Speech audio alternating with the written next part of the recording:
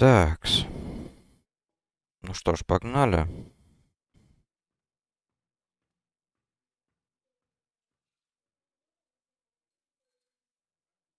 Сейчас подключимся к чату.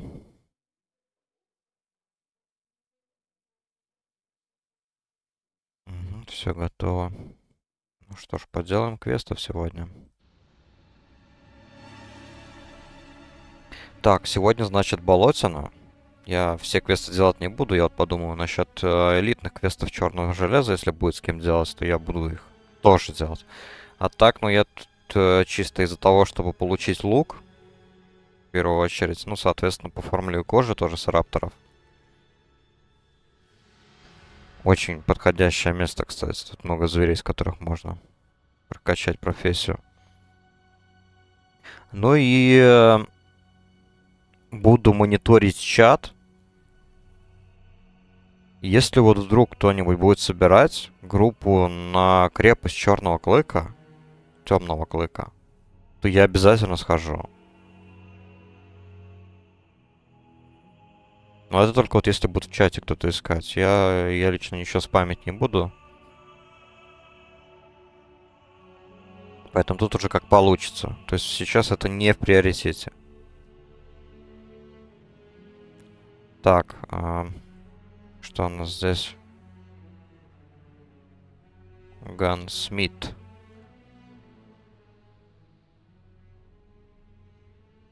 High level help, please. Grim Task. Это, кстати, один из заданий.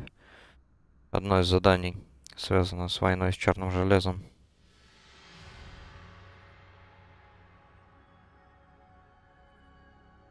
Так, посмотрим тогда. Наверное, сейчас вот этот вот квест сделаем, который меня потом отправит обратно в Сумеречный лес.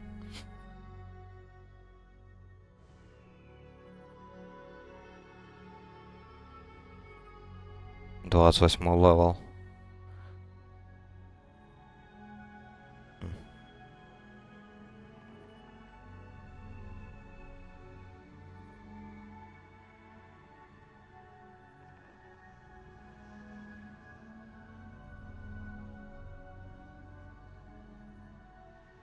Такс.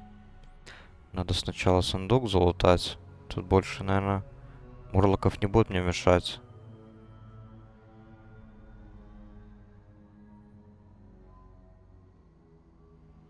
А, да. Только пришел, уже лагает. Дебильная пиратка. Что-то меня это уже реально начинает бесить.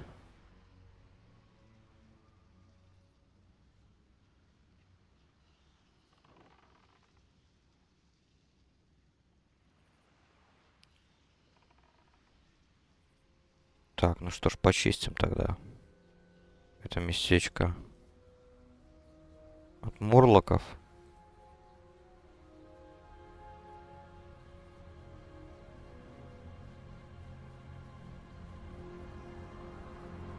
Соберем 5 штук этого металла. Это уже получается один из последних приквестов на элитного босса Мордбента Фэлла. Да, Мордбент Фэлл.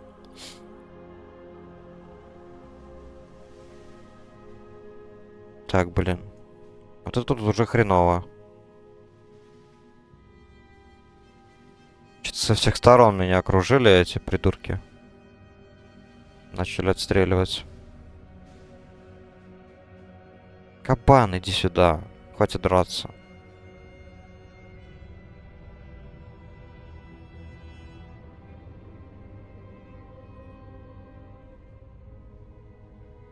Так. Ну вот, может быть, этого сейчас Мурлока мы завалим. Так, давайте еще раз похилим.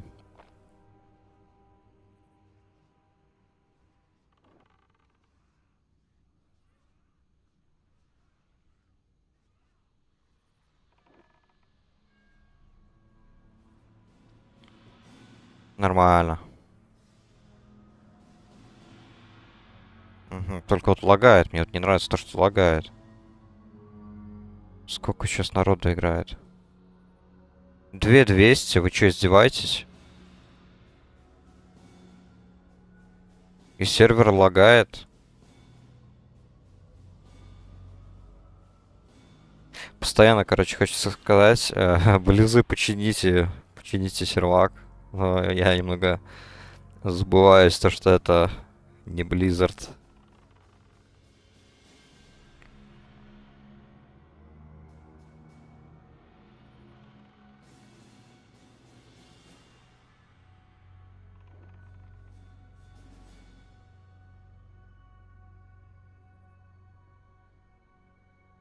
Так, этого крайнего мы завалили, теперь от того крайнего завалим. Так, иди пока в бой. Отлично, 3 из 5 уже.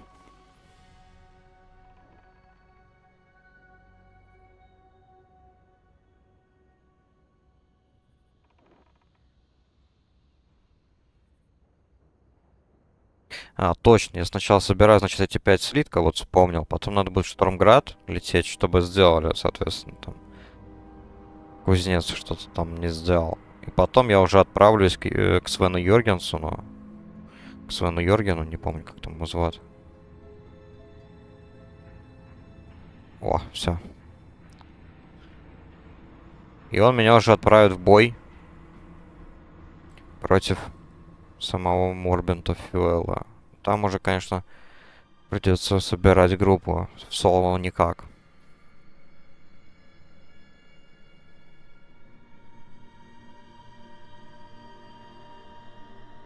Вот тот квест, ну никак в соло, даже будучи охотником, потому что там в здании много андедов, и сам Морбент бьет очень больно. Так, опять лаг, да? Это что, 3 лага вот сейчас вот за пару минут?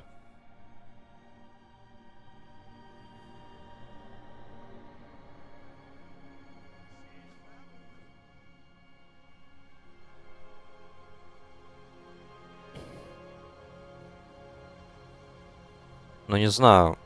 Сегодня, наверное, учитывая, если такие вот... Если вот такие вот лаги...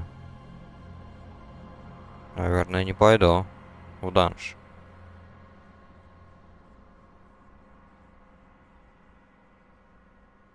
Ну, нафиг. Так. Ладно. Что у нас тут? Search for long bright near the town of Dulmodr. Окей. Так, а тут что? Это, наверное, по... Это начало квеста с орками, да? Ну, против орков я не пойду. Ради Джек Флинт. С Фиорой. Лонгирс. Нет, Тарамор пока не планирую.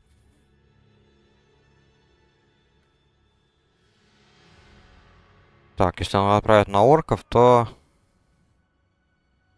Да, War Banners. Хотя... 25 серебра. Всего лишь баннеры собрать. Офигеть, опять залагало.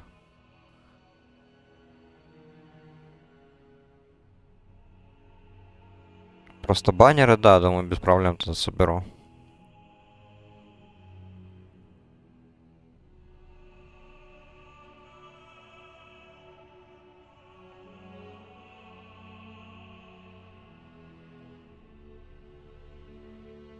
Так, ну что ж, погнали. Тогда начнем с того, что я отправлюсь вот туда. В подлокацию с этими, с рапторами. Возьму у них квесты.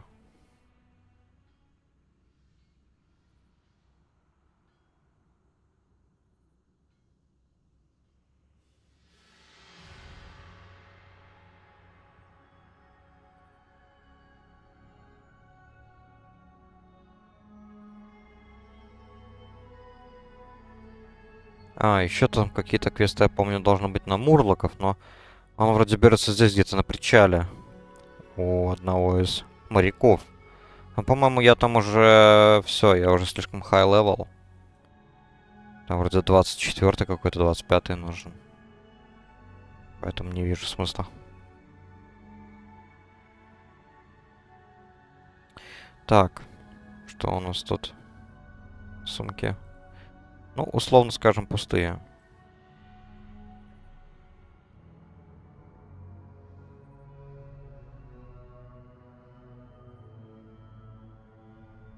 Интересно.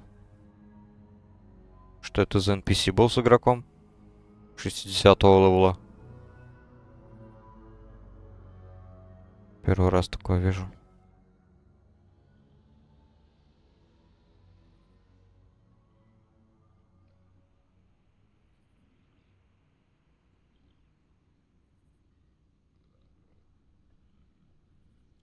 Так, локация с ящерами.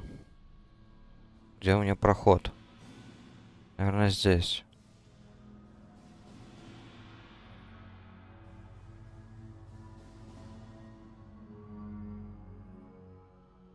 Да, это здесь.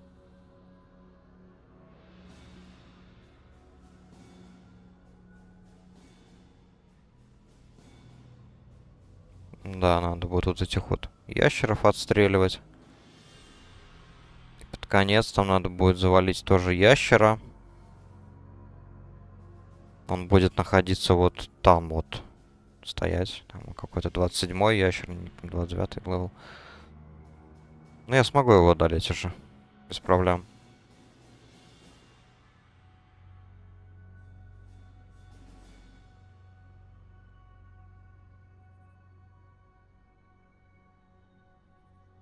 Такс.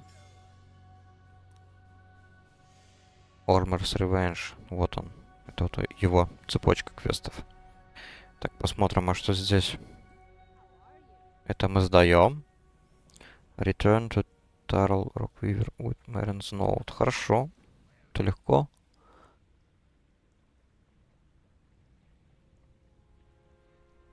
Ага. Просто реликвии достать. Хорошо. Тоже без проблем.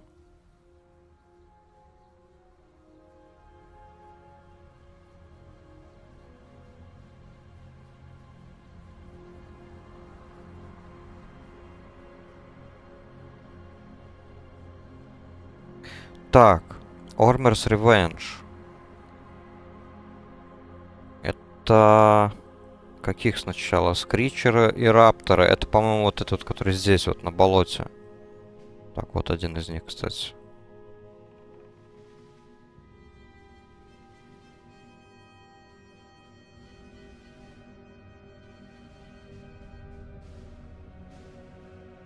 Раптор Эг.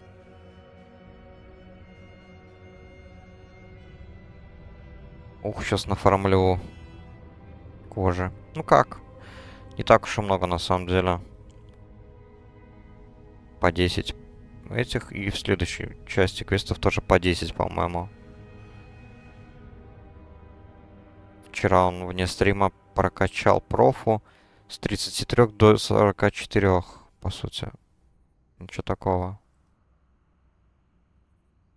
Быстро просто кожа потратилась. Очень быстро.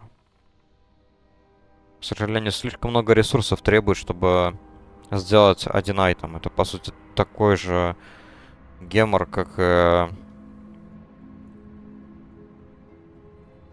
и прокачка этого вот кузнечного дела.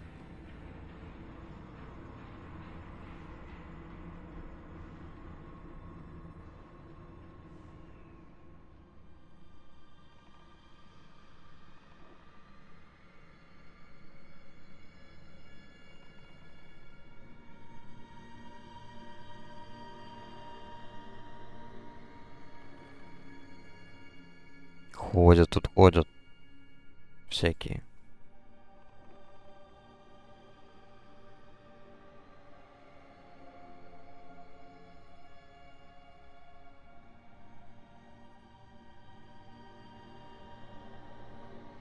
Так, погнали дальше.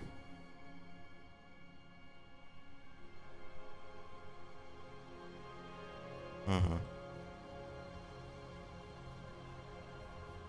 Фармит. Ну, пусть фармит.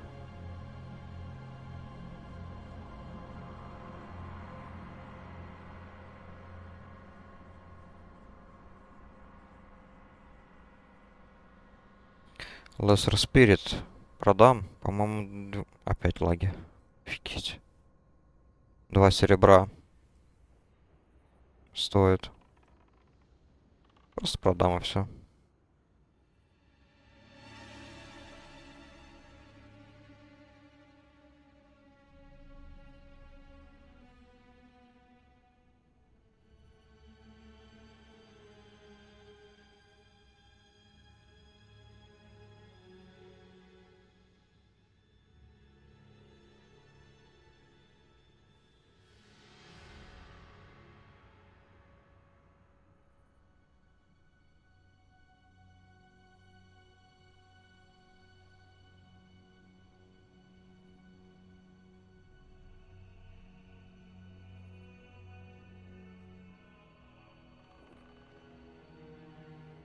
Get a new PC, да, хорошо. Спасибо, отличный совет.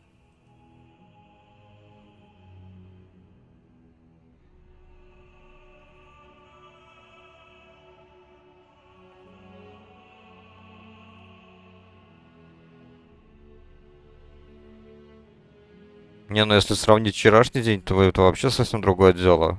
Вот, опять лагает. Что это за хрень? Сейчас вообще зависание на целую... Вот сколько сейчас секунд прошло?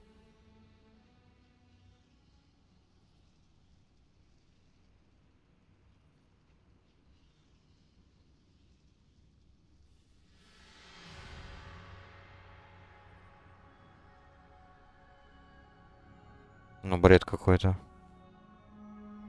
Вчера вообще, по-моему, ни единого лага, кстати, не было.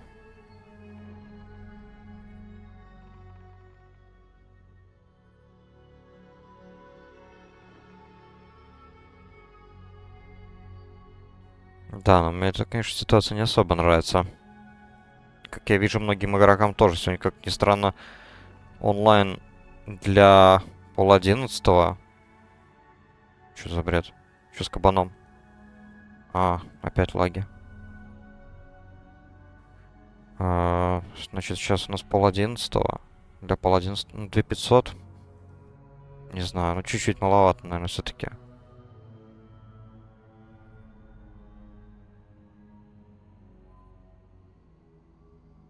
Так, забыл там, кстати, шкурку снимать с ящеров.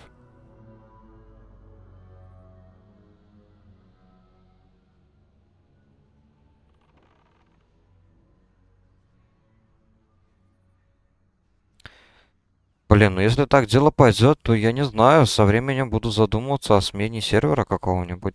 Ну, какой-нибудь другой. Надо будет думать, где тогда играть. Перспективный какой-нибудь тоже. Желательно, конечно, найти какой-нибудь тоже Vanilla Plus сервер. Если нет, то не знаю. Пофаниться в кастомном сервере.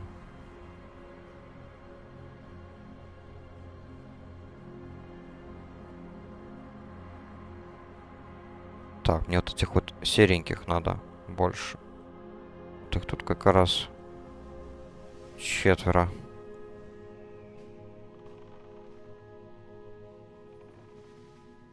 Скричеры. Крыски, которые призывают на помощь еще.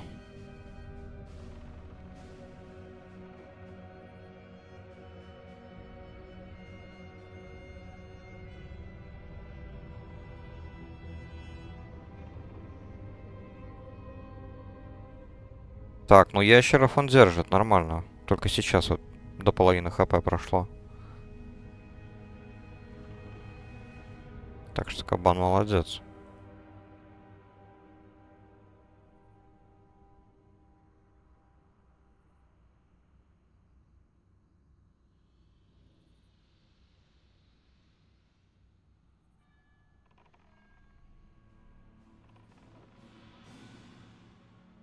Что это я не понимаю за фигня? 28, 28. Опять, наверное, какие-то ботоводы.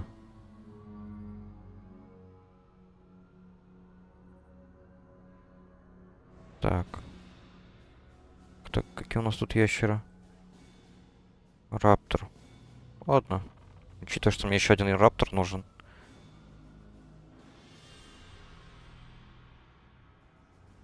И остается найти 2 скричера.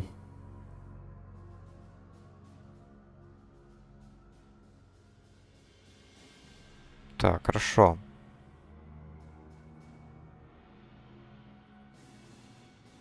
Tome of Valor. Это у нас что?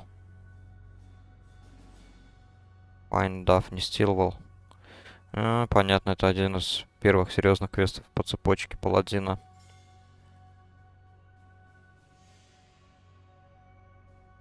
Так, скричеры. Понятно, заливают уже, заливают. Ясно.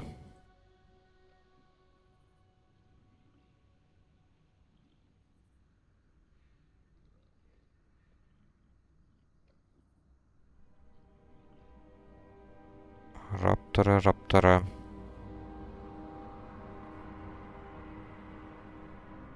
Скричеры есть? Вот они.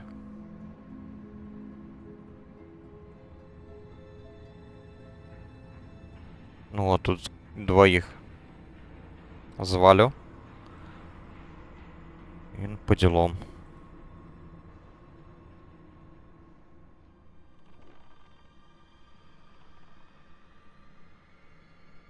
О, уже бегут, бегут. Опять собирают.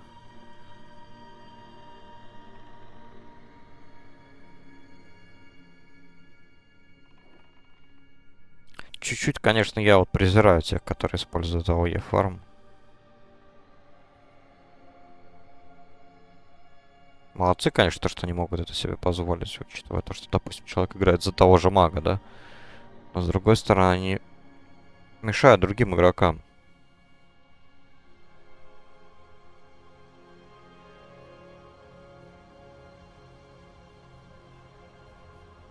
Так, все, отлично. Теперь возьму вторую часть по ящерам и буду заодно сразу же параллельно делать еще один квест, который там же в пещере взял. Это вот Uncovering the Past, получается, да. 4 реликвии надо залутать. Они вот здесь вот разбросаны по всей территории. Если не ошибаюсь, одна даже... Да, вот она, одна находится прямо здесь.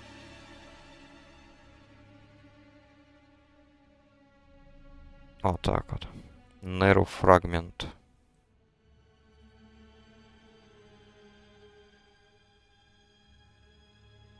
Да, помню я. Как-то давненько, когда здесь качался на других серверах. Я эти квесты тоже делал. Вот, странно, забыл то, что тут лук дается. Наверное, просто потому, что я за ханта не так уж часто играю. Опять лаг, да? Кабан остановился. Отличный индикатор того, что лаги.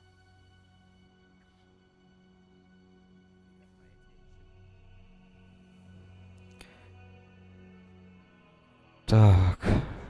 Теперь по 10 ящеров, которые находятся вот здесь.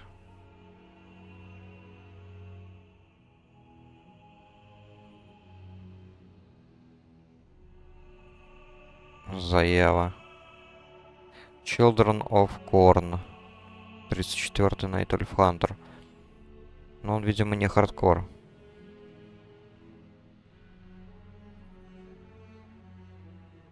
Да уж, буквально только что были. Ящеры. Комико. Комоко. Понятно.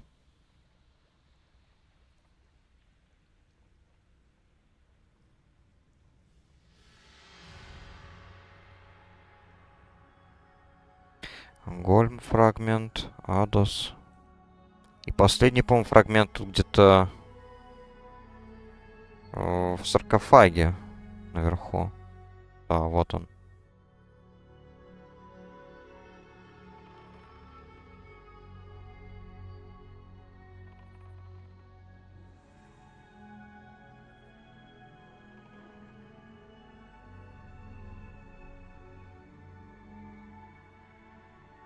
Hardcore character Squirrel has fallen to Gravmuk. Хм, интересно.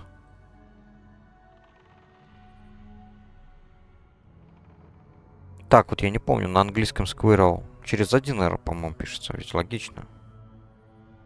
Вроде да. Придумывает интересный никнейм. Правда, что вот это за NPC, я не знаю. Гравмук.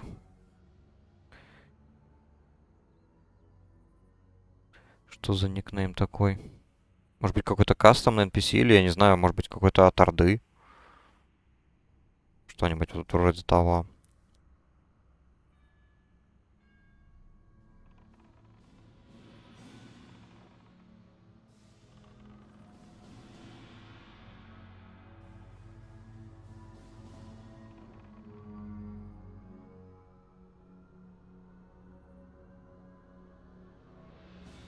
Так, пошел в бой.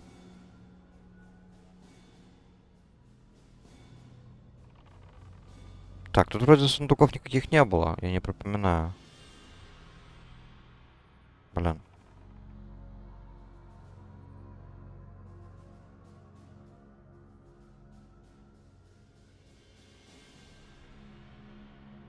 опять лаги.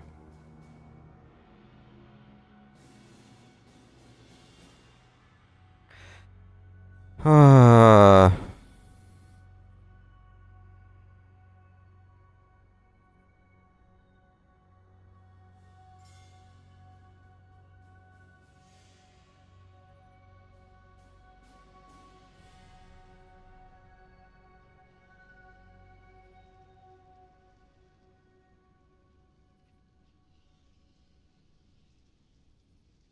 Офигеть.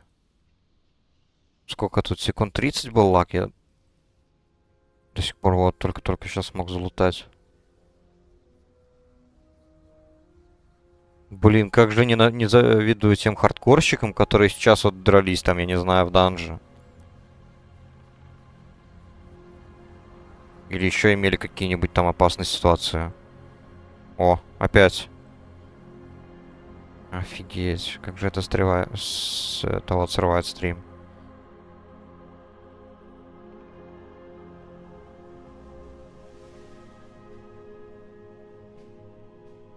Да, в такое время, конечно, самое подходящее это заняться какой-нибудь безобидной профессией, типа рыбалка, и все. И рыбачить. Хоть и лаги тоже будут немного мешать рыбалке. Вовремя там нажать на поплавок, но что-то лучше, чем чего. Да-да-да, кстати, а если ты плавал еще под водой в этот момент? Из-за лагов тоже может много чего испортиться.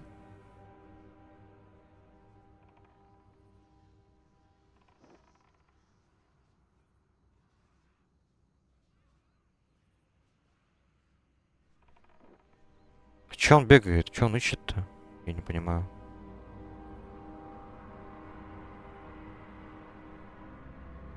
Реликвии эти, что ли? Рапторов он не трогает.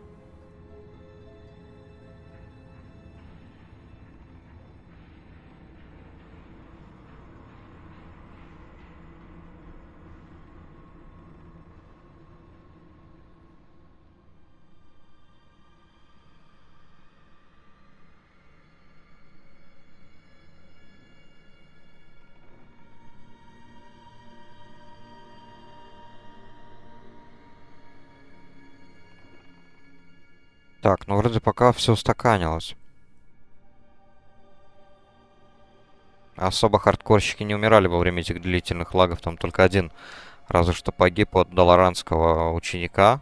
Это, по сути, ну, слабенький NPC, который находится в Silver Pine Forest. Может быть, есть теория, то, что он погиб от лагов, скорее всего. Опять, кстати, лаги.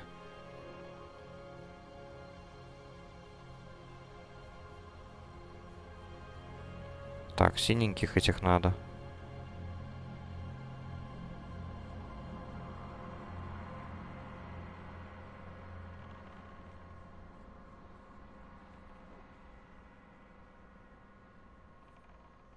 О, левел 42 погиб от South Shore Guard. Понятно. Охрана южнобережья бдит даже во время лагов. Ну что поделать, это все-таки NPC. Им плевать на лаги.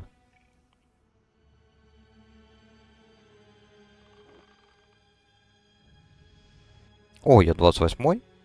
Я и не заметил. Прикольно, прикольно. Лаги, лаги, лаги.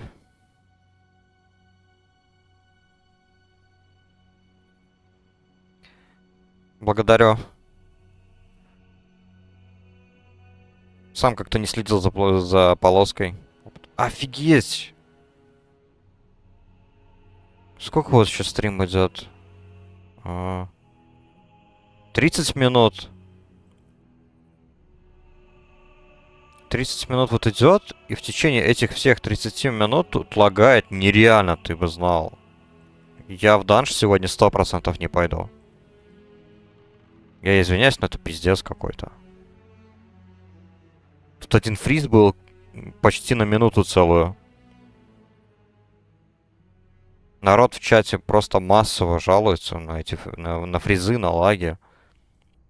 Онлайн, кстати, почему-то сегодня пониже, чем вчера. Вот только 2600 сейчас. Не-не-не, вчера не. Я по вечерам особо не играю.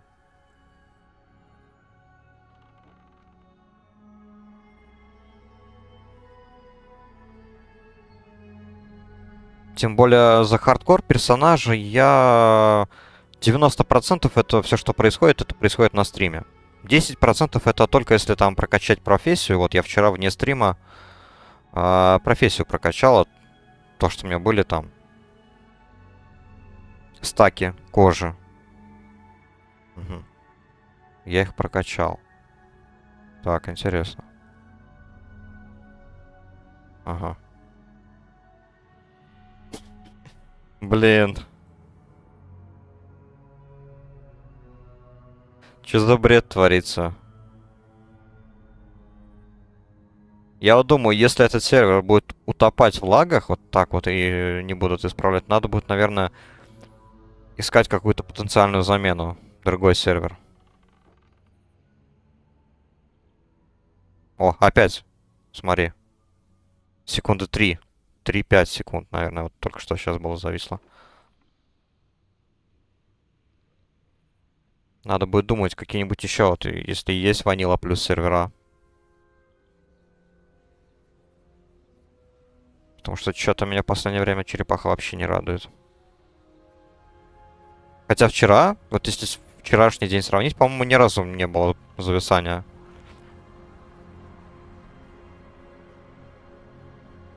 Прям все было чисто так. Все отыграно. А сегодня вот только-только зашел. И вот были лаги. Поэтому сегодня, наверное, ограничусь. Ограничусь квестами. Некоторыми здесь. Что-то еще поделаю в Сумеречном лесу. И, наверное, тоже профессию покачаю. Пофармлю кожи какой-нибудь.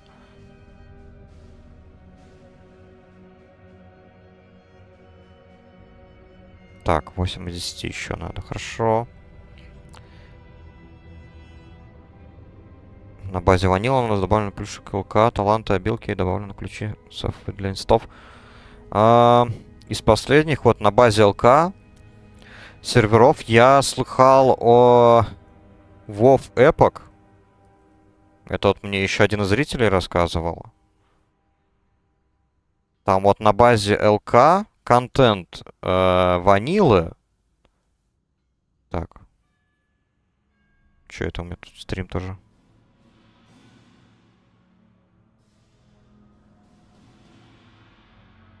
Так вот. Да. Контент ванилы, а таланты вообще БК. Вот пока я только про такое знаю. Как-то на Д начинается, Д. Блин. Честно, на Д, наверное, нет. Не в курсе. Так. 2 серых надо.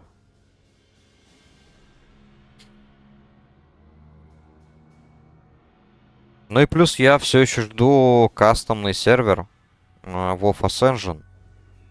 Там, где они планируют вообще замутить полностью новые кастомные классы. Там сейчас бесклассовая система работает на серверах. Но они все еще делают прям вообще супер-мега кастомный какой-то. Вот чисто хочу ради интереса попробовать. Как все будет работать, нормально или криво? О каких-то других громких проектах еще не слышал, не.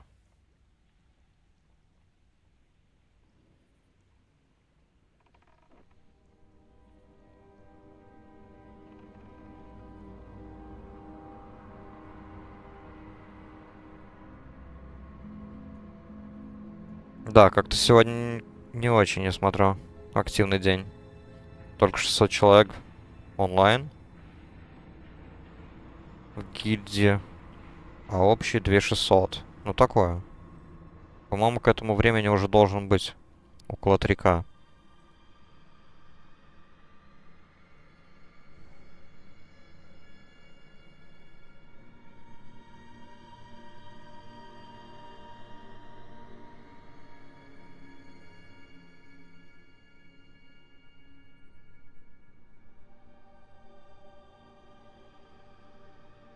Надо будет думать. Я, короче, посмотрю еще, какие там планируются сервера. А, Duskhaven, точно. А, я вроде что-то видел. Есть один ютубер англоязычный, Макдублс. Вот он часто вот выпускал видосы вот насчет Ascension Вова, и, по-моему, Duskhaven он тоже сделал пару видосов. По-моему, это в Duskhaven сделали какие-то специализации интересные по типу монаха, но именно в классическом стиле монаха, как специализация приста. Вроде бы это там, на Duskhaven. Так, ну вот третья часть квеста, кстати. Но в то же время я от какого-то другого еще... Там ДК, ДХ, Мон... Опа. Блин, а вот ДК мне нравится. Я хочу с ДК поиграть. Так. Я, короче, сейчас, значит, сделаю вот этот квест. И зайду на их сайт, почитаем. Посмотрим, что у них там есть. Ну вот какой-то из контент-мейкеров, я не помню кто, может быть тот же Варгул или еще кто-то другой, сказал, что там все-таки что-то конкретно сделано криво. Именно, по-моему, специализации какие-то, типа, ну, просто напичкали всякой всячины, а сбалансировать не сбалансировали. Поэтому я еще вот не знаю. Но я не привык, на самом деле, прислушиваться к другим. Обычно сам хочу проверить, убедиться, как все выглядит, как все работает.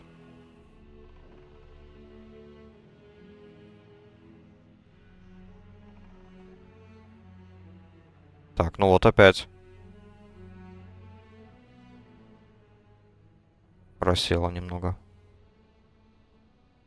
Да, за ДХ я, конечно, поиграл бы. ДХ не знаю. Я и на официалке за ДХ особо-то чисто попробовал, понял, что это прям, ну, класс для новичков, там мало кнопок. Но такое себе. Как-то он плохо выживает. А монах? Ну, монах у меня тоже есть на официалке. Я, правда, больше за хила играл. Монах. Ну, там, наверное, на доске не он чисто вот монах сделан под классику, а не такой вот, который в стиле пандаренов.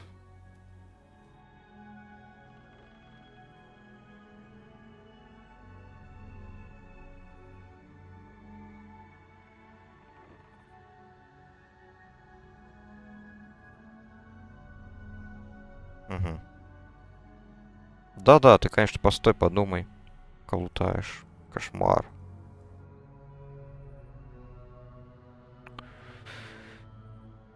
Блин. Да, сегодня будет тяжкий день.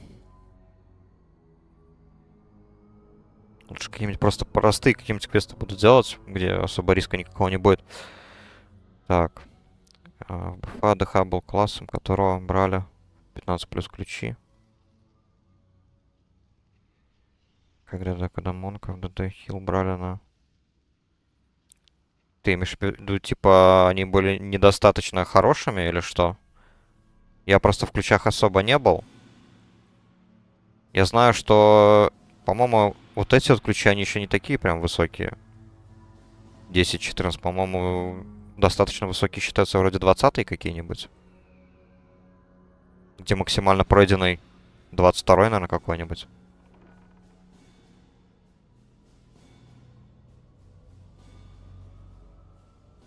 Но урон у них, да, у них хороший урон. Это я помню. Я просто, когда за него попробовал поиграть, я посмотрел, у него исцеление какое-то. Непонятно. Я так и не понял механику исцеления. У него какой-то, там по-английски называется leech, какое-то самоисцеление. Поэтому я не особо понял. У ДК хотя бы все было проще. Ты просто используешь удар смерти, и ты восстанавливаешь процент там какой-то хп. Вот я, допустим, за Фрост ДК постоянно мейнил. Или просто в жертву приносишь своего питомца там. И так далее. То есть все было понятно и легко. Но зато ДПС был не, ну, не такой себе у тех же ДК. А Монки, ну, Монки, да, противоречивый класс. Там, по-моему, часто говорили то, что из них хилы, допустим, тоже такие себе. ПВП говорили, тяжело реализовать. Global Official Scheduled. Что? Даунтайм. 2-5 минут. Рестарт через 10 минут. Я вас понял. Рестарт через 10 минут. Ну хорошо. Тогда я поиграю вот до рестарта, и тогда посмотрим, что там на сервере на этом доскейване есть.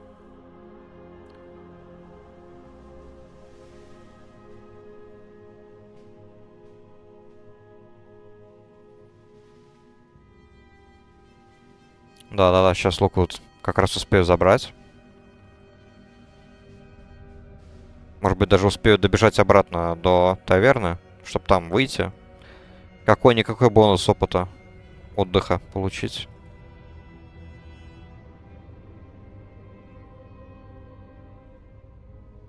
Да-да-да, я насчет сфер помню. Ты когда убиваешь какого-то крипа, то падают сферы, но а в ПВП как? Там какие-то сферы, по-моему, повышают урон, а какие-то исцеляют. Я вот Монком начал играть только когда вот первый раз в своей жизни на Афу перебрался играть. Это был вот середина Легиона. То есть, когда уже артефакты не надо было гриндить, легко можно было прокачать там до нужного левела, чтобы прям спокойно можно было идти на БГ, допустим. И первый мой персонаж, вот которого я себе сделал, я купил себе героическую, по-моему, версию, и там был бесплатный буст до... перед максимального левела, конечно же, там. Чтобы начать сразу же в актуальном дополнении играть. И я сделал себе монаха. И вот у меня был монах хил. И вот да, он мне, конечно, очень понравился. Там, правда, дофигища способностей различных. Но вот система вот этих вот различных хоток, туманов, этих потоковых заклинаний, это было прикольно. То есть ты во время движения спокойно хилил.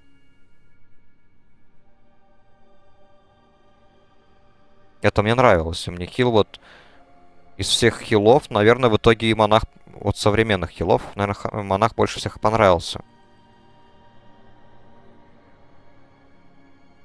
Блин, случайно на бурст нажал, ну ладно.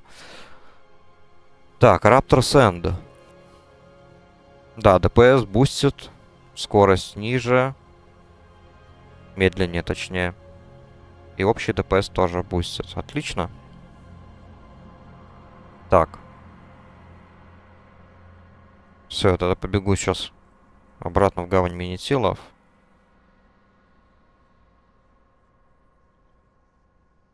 Надо будет заодно и очистить сумки.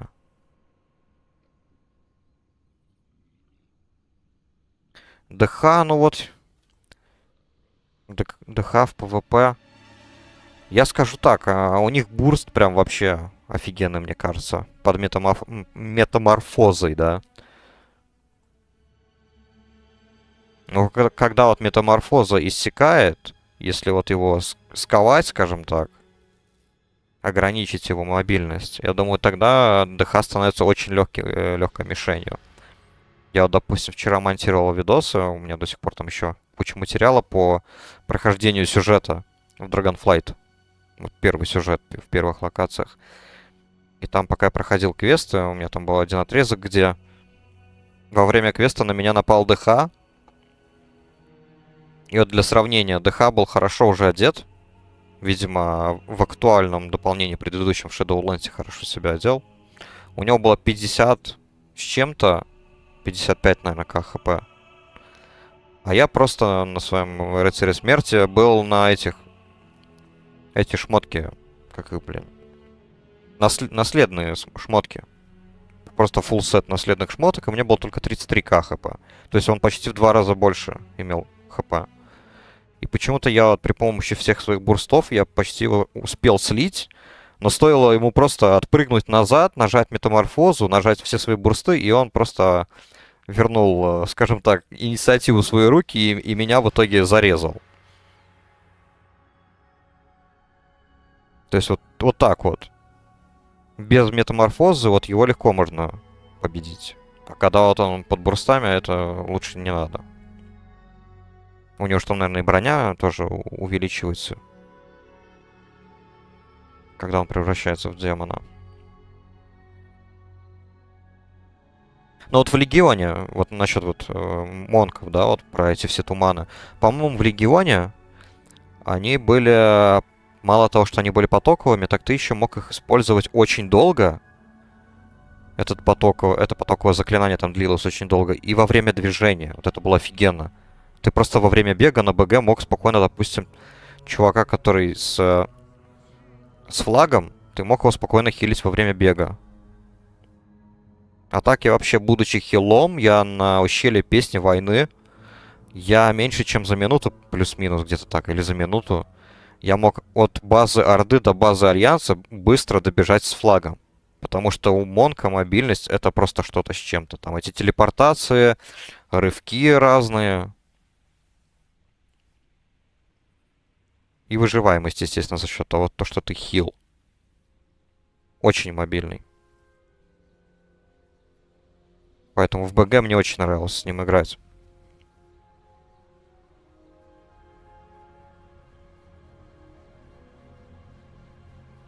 А Монк ДД... ну там такое, да. Там, если не ошибаюсь, у него пассивная способность, то что ты должен нажимать каждую способность. Ты не должен спамить одну и ту же способность много раз. То есть, если ты жмешь условную лапу тигра там 3 раза, то урон у тебя, как и обычно, там какой там написан, да, в способности. А если ты чередуешь способности, там лапа тигра, удар там такого-то там солнца, нокаутирующий удар, да, все по очереди, тогда урон возрастает по противнику. Это я помню, это вот именно у танцующего с ветром. Я за ДД немного играл. Тоже в Легионе, по-моему. Но не так сильно, как за хила.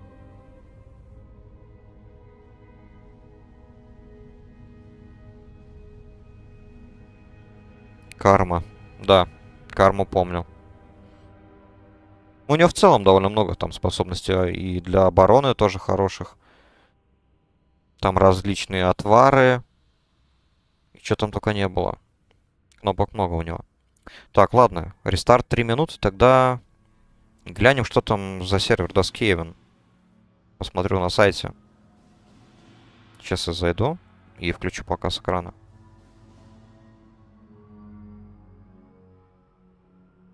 Так, Duskhaven Vanilla Plus.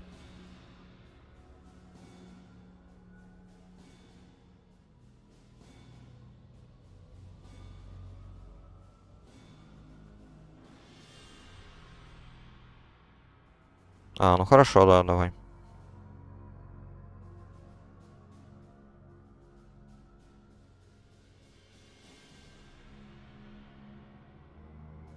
Так, захват экрана. Что у нас тут? Глянуть бы онлайн. Какой у них.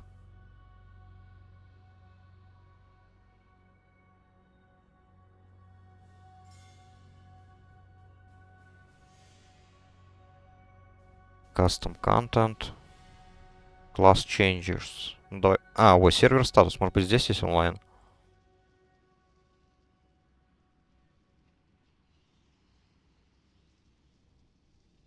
Нельзя. Нельзя нажать, я так понимаю. Ладно. Class Changes тогда. Посмотрим, что у нас тут.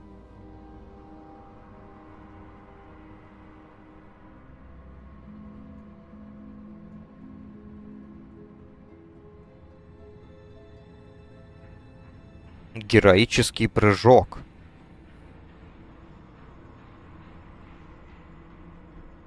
У воина героический прыжок. Это интересно. Причем это общая способность, это хорошо. Так, ну мне больше нравятся фурики. Я за фурика играл больше. В актуальном дополнении. Titan's Grip. Bloodthirst Healing has been increased by 100%. Тоже интересно.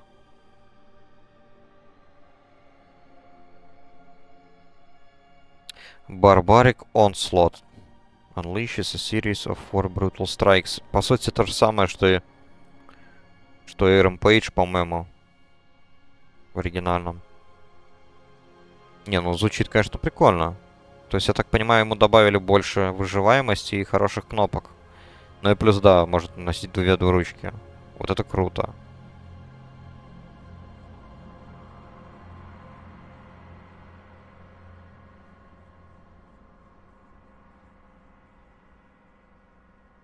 Так, хорошо. А если он одноручки несет? Ага, то есть, по сути, бафы такие же, как и в оригинальном Вове. Даже скорость передвижения увеличивается на 10%, что у воина вот очень критическая для классики. Но вот интересно, как они это все реализуют. Выглядит ли это все красиво? Окей. Энг Шаман. Единственное, за которого я играл немного.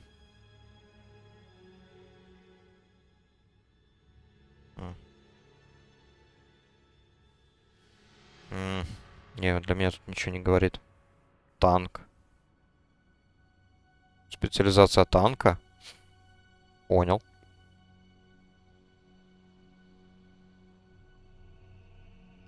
Так, я сразу, наверное, зайду в Discord. Черепахи.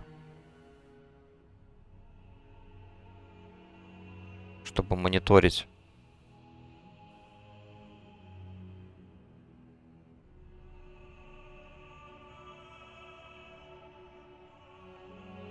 Да-да-да, тут было вот сообщение в 10:42 о лагах. И предупреждение хардкорщикам. Так, ну-ка.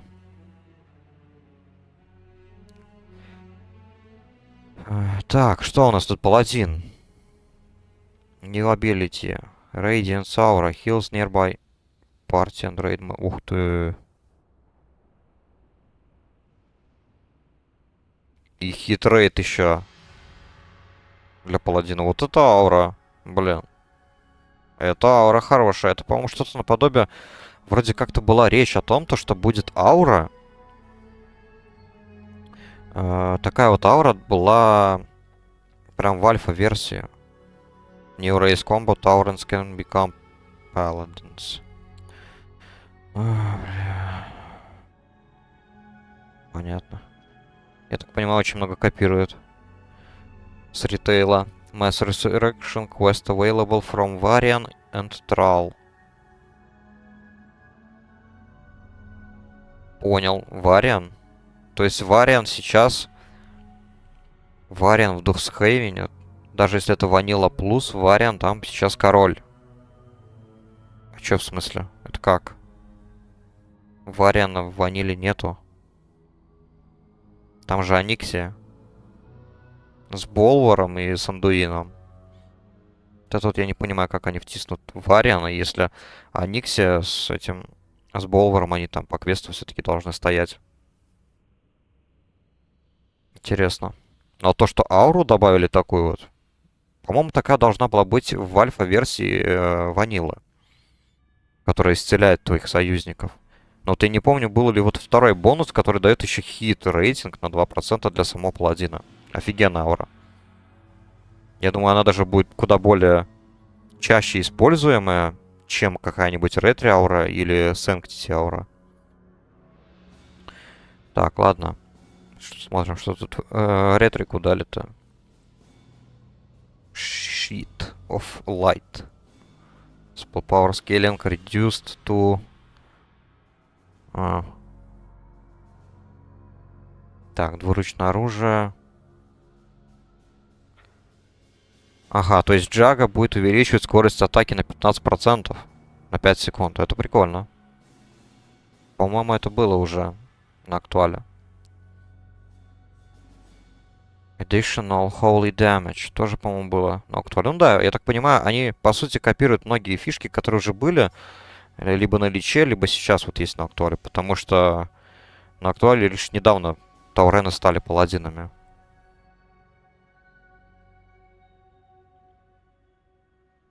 Divine Purpose. Что у нас? Лол. То есть, вот этот талант дает возможность носить две одноручки. Ретрику. Две одноручки. И увеличивает шанс хита на 3%. И еще сверху Crusader Strike. То есть там еще и Crusader Strike есть. Наносит 55% урона. Оружием в левой руке. Divine Storm — это божественная буря. То есть способность из вот ЛК. Наносит 70% урона. Тоже с левой руки. А, то есть это, по сути, что-то наподобие таланта, который есть у ДК. У Фрост ДК ветки. Когда ты носишь два парных оружия. То есть тогда ты еще и левым оружием можешь нанести там удар облитерейтом. Так, и печать повиновения. Hits a second time for 33% of its original damage. Блин, вот это, конечно, тут бонусы такие вкусные. В общем и целом, но сам по себе талант, я бы сказал, противоречивый. Ну, блин, ну не дело вот, ретри паладина носить две одноручки. По-моему, классический ретрик это просто вот двуручный молот, меч, я не знаю, что-то вроде того. Хоть и задумка интересная, как они там реализовали это все. Надо будет глянуть. Так, Sanctified Consecration. Угу. То есть лужи теперь наносят больше урона и еще и следует за тобой. Лол. Вот этого я не припоминаю у паладинов, хоть я на актуале за паладинов особо-то и не играл. Интересно, да? Divine Devotion. Your Crusader Strike deals 25% дополнительного урона, как Holy. While Righteous Vengeance is active. Что такое Righteous Vengeance? Интересно. Это какой-то аналог крыльев? Ладно, ради интереса Холика посмотрим, что тут. Divine Player, Illumination. New Talent Freedom Fighter. Reduces the duration of stance на 20%. А, ну по сути это такой же талант, который есть на актуале. То есть Freedom дает ускорение союзнику, по-моему. Такое я помню было. А вот то, что еще снимает, точнее снижает длительность стана, это, конечно, интересно. Ну ладно. В принципе, паладин глянули. Мага. Блин, ну за мага я, конечно, вообще не играл. Но ради интереса просто открыть, посмотреть. Маги меня не интересуют вообще. Что у них вообще есть? Ой, даже не знаю, что тут читать из этого. Аркан. Особо никаких изменений, я так понимаю, нет. New Arcane Talent Improved Mana Shield. Ага. Так, окей, допустим, Frost.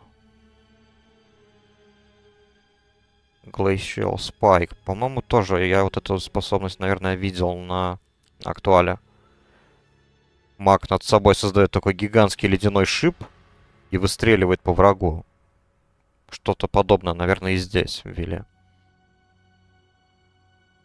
Новый талант Snowstorm. Blizzard can now be cancelled early to deal 25% of its original damage. Без необходимости... Ага. То есть можно отменить Blizzard. Он будет наносить только четверть урона, но не нужно будет поддерживать заклинания. Что-то подобное есть на актуале. Ты просто кастуешь, и там происходит этот ливень ледяной. По-моему, что-то я видел подобное. Icelands, кстати, это тоже, по-моему, добавлено то ли в ВТЛК, то ли в БК Icelands. По-моему, ледяное копье. Во время движения просто выстреливать. Я не знаю, я не спец в магах, вообще не шарю в них. Так же, как и в локах. Я вот за кастеров особо не играю, поэтому не знаю, что там есть. Так, сейчас, секунду. Что у нас тут? Сервера. А, уже ап. Ладно. Потом зайду, лучше сначала прочитаю. Что-то еще интересно. Так. Ух ты, сколько изменений Fireblast. Так, сейчас, секунду. Видимо, музычка закончилась.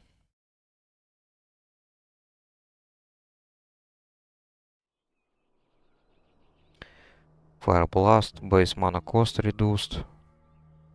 Увеличен range на 30 метров. Fireblast это мгновенное заклинание, которое, по-моему, сразу получаю где-то на 6 уровне, наверное, маг. если не ошибаюсь.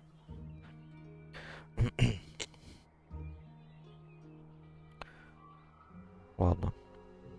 Локи. Посмотрим, что у локов. Так, вообще в целом, что у него тут? New ability, Demon Portal. Opens a portal into the Twisting Nether. A powerful demon with... Что? Почему 28 секунд?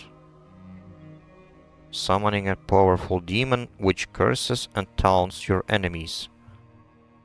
Не знаю, я за Лока точно так же, у меня никакого опыта нету, и, если честно. Сколько раз я видел локов на БГ и на арене. Что-то я...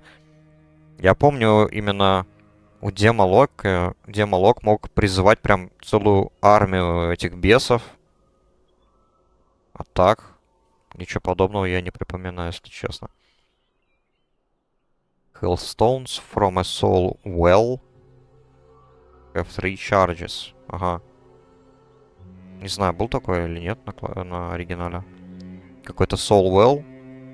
То есть вместо soul шарда теперь soul well. Откуда, видимо, лутается какой-то особенный камень здоровья, который имеет целых 3 заряда. Ну, наверняка у него какой-то КД есть. Для баланса. New ability Sacrifice Demon. Угу. То есть жертву приносишь демона и получаешь здоровье. Увеличенное здоровье, точнее. На 15% и урон на 10%. Ну, наверное, такое было, я не знаю. И эффект удаляется только лишь в момент призыва следующего демона. Интересно. Ладно. Что-то вообще еще есть.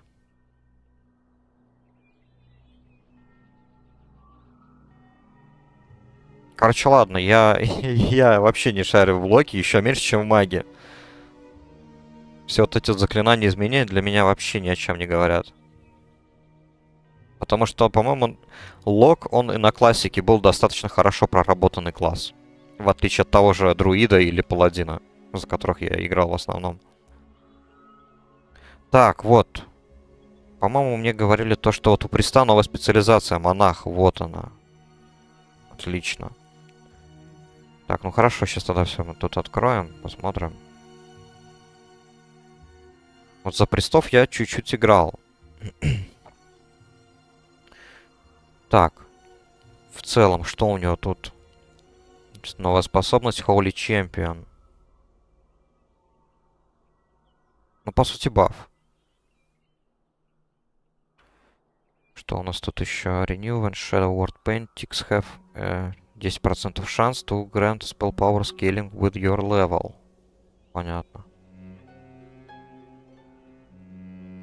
А, это эффект этого бафа. Еще, да? Получается. Когда бафаешь Холли Чемпиона вот на такие вот классы. Так, и что дает ДК? Blood and Heart Strike. Have a 5% chance to cast a free death coil. Ну... Но учитывая, что я не знаю, что там, какой там ДК, если он просто тупо скопирован с вот ЛК, ну хз. Я за ДК играю во Фрост всегда. Поэтому... А Hard Strike, это удар сердца, это, по-моему, по талантам из Blood ветки. То есть это вообще на танка. Паладин увеличивает крит, выносливость, экспертизу на 2%. Вот это хорошо, это интересно. Друид. Grants Improved Mark of the Wild.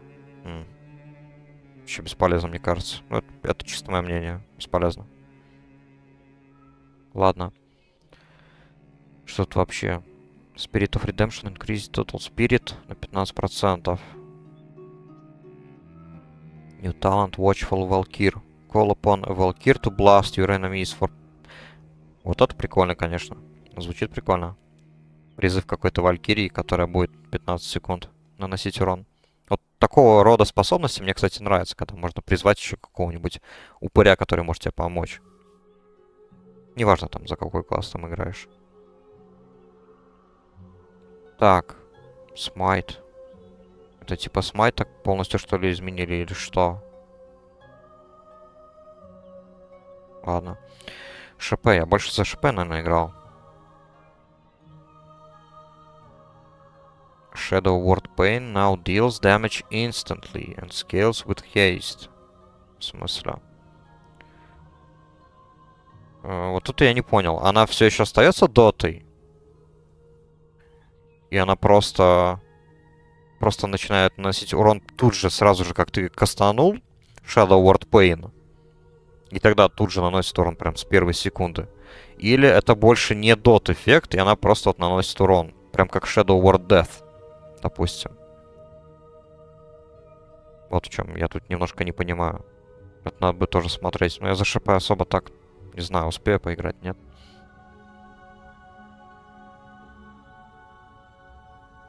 Снижает ману.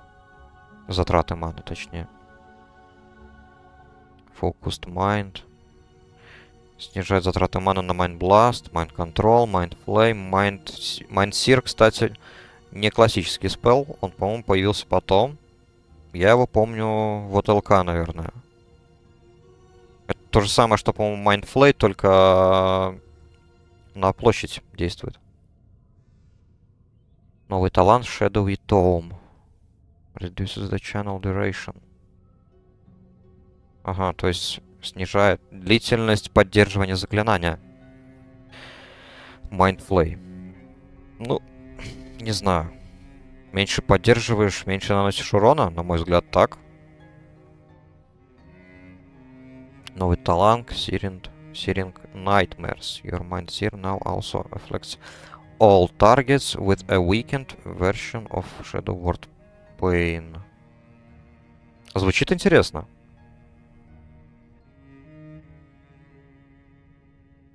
То есть, получается, когда ты кастуешь вот Mind Sear, он еще дополнительно раскидывает Shadow Word Pain. Ладно. Что тут у нас? Монах. Йо, сколько тут... Ну, это все, конечно, читать не буду. Там просто уже снова сервак открылся. Fists of Stone. Burning Fists. То есть, по сути, я так понимаю... Хотя нет, Zen Meditation. Я просто думал, раз уж сервер косит под Vanilla Plus, то я думал, и монахи будут такие вот, которые были в монастыре Алого Ордена. То есть, все-таки еще под закос на магию света, а не вот восточную тематику, как это вот ввели в Пандарии. А тут я смотрю, вот и Чи есть, и вот все вот это вот, все названия, термины. Все-таки, возможно, это будет какой-то гибрид между вот классическим монахом из Алого Ордена и вот что-то вот того, что мы имеем сейчас на ритейле. Fist of the Tiger. Да, урон от Холли Магии еще наносит, вот. Просто наугад сейчас прочитал. Блин, ну я это все читать, наверное, не буду. Это надо прям вот начать вот играть именно за монаха и попробовать. Потому что я иначе так вот не пойму, что тут каждое значит. Только вот самые простые, типа Tiger Rush, который увеличивает скорость передвижения там на 6 секунд. Поэтому ладно, но то, что тут новая есть специализация у приста, это прикольно. Это дополнительная причина играть за приста, потому что из всех кастеров я вот приста больше всех уважаю. Друиды идут отдельно, они как гибрид классы, я о них не говорю. Друидов я без того любил. Так, что тут у друида? Новая способность Starlight.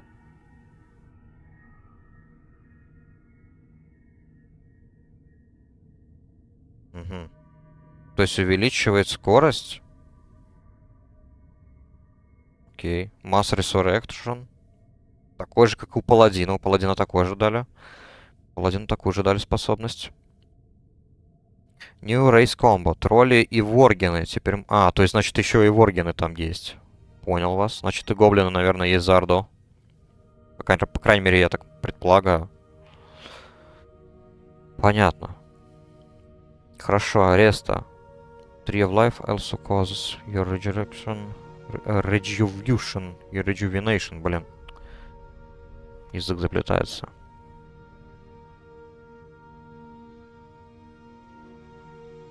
Но то, что есть форма дерева, это мне нравится. Вот я любил за дерево играть. Вот ЛК.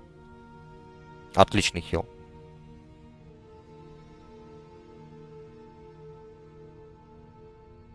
Хоть и изменения, смотрю, не такие особо масштабные, но интересные. Ладно, Feral. Что тут у нас? Ух ты. Omen of Clarity is passively active for Feral Druids at level 60.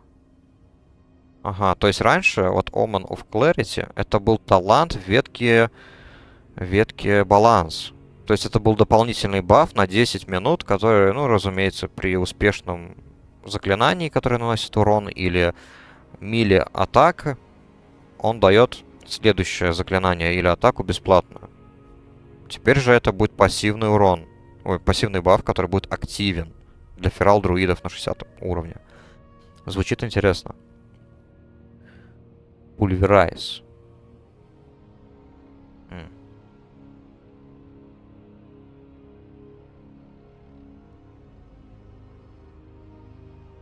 Не знаю, вот что насчет вот этого сказать, вообще не понимаю. То есть способность, которая наносит много урона, во-первых, потом дает тебе берсерк, какие-то еще брамблс, не знаю, что это такое, без понятия. 4 секунды, но еще требует, чтобы еще лацерейт был произнесен. То есть лацерейт, это я помню, это что-то типа дот эффекта. Медвежьего, по-моему. Ладно. В форме кота и медведя можно произнести заклинание возрождения. Rebirth. Это, по-моему, именно БР вроде бы. Не помню. Вроде да. И Innervate. Лол. Это звучит, конечно, прикольно. Но является ли это балансом? Хорошим балансом. Вот то, о чем я и говорил. Тут столько много интересных изменений. Но, блин, не получится ли так, то, что здесь очень много имбаланса какого-нибудь? Так, Ravage, Pounce and Feral Charge. Cat also applies Savage Roar. Ну вот, тоже. Изменение звучит для любителей фералов. Это прям офигенно. Целых 3 способности дают тебе баф, там, по-моему, КП. Savage Roar. Это дополнительная там способность, как это была, которая в ВТЛК была введена. Так. Ferocious Bite and Rip inflicts lacerate on the enemy. Офигеть. Окей. Savage Defense now scales with 35% attack power. Было 25. Понял. Свайп на медведя стоит меньше. Раги. И наносит куда больше урона. Чё-то как-то слишком много офигенных изменений для ферала. Я просто обязан буду попробовать, когда попробую этот сервер. Так, Regrowth can be cast in cat form while Predator's Swiftness is active. Predator's Swiftness, это что было? Я не помню, что это. Что это за эффект, я уже забыл. Predator Swiftness lasts 10 seconds. Было 8. Rake initial damage increased by 30%. Dot damage increased by 10%. Ну, кота тут, я смотрю, знатно бафнули. Форма кота теперь изучается на 10-м левеле. Вах. Блин, вот это круто. Я вот, кстати, не любил с 10 по 20 качаться через медведя. Мне больше кошка нравилась всегда. Еще увеличивает скорость передвижения на 8. То есть без всяких талантов. Выносливость, получаемая в форме медведя, увеличивается с 25 до 30%. Но тут фиг знает, как они работают на этом сервере. Хороши ли медведи танки или нет. Учитывая, что их тут бафнули вот еще на 5%. Может быть, потому что медведи не такие уж хорошие танки. В общем и целом. Furor is passively active as a feral DPS druid. Не знаю, что такое Furor. Ferocious Bite costs. О, вот это офигенно. Вместо 35 энергии, теперь 25 энергии стоит укус. Я раньше, когда играл за кота, я не использовал разные эти вот дот-эффекты, блиды. Я больше использовал способность именно укус. Мгновенно наносил урон. И то, что вот они снизили с 35 до 25, это, конечно, офигенно звучит. Так, свайп кота дает тоже блиды. И что у нас тут в конце? Ursox Ferocity heals you 3% каждые 3,5 секунды. Пока ты в медведе, your maximum energy is increased by 20. Пока ты в коте. Это пассивный эффект, получается. Predator's Craving. Your finishing moves, Lacerate and Maul grants 3% скорости, 1% здоровья в течение 8 секунд. Stackable. И стакается 3-5 раз. Блин, ну короче, вот Ферал, Друид, вот прям по количеству изменений это прям мои почтения. Не знаю, как они собираются потом это все балансировать, но изменения Ферал, Друида это что-то с чем-то. Это я обязательно попробую, если буду здесь играть. Так, вот от баланса я, конечно, много не ожидаю. Потому что он даже здесь, вот на черепахе, я вот играю, его особо не изменили. Он все так же просаживается по мане. Так. Во время... Ага, на маунте можно. В Солоха можно превратиться прям на маунте. Интересно, это прям важно так? Ну, я не знаю, ладно, за баланс я особо много не играл.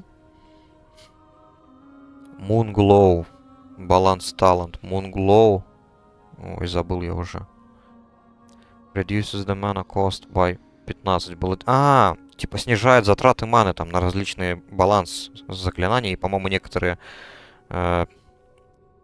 Рестор заклинания. Вспомнил. Dream State. Dream State восстанавливает ману 15% от твоего интеллекта. Было 10%. Вот. Опять они бафуют. То есть еще дополнительно. Видимо, все-таки было недостаточно. Поэтому вот я сомневаюсь, что баланс будет очень хорош. Vengeance. Крит. Увеличивает. Ну ладно. Тут даже снизили.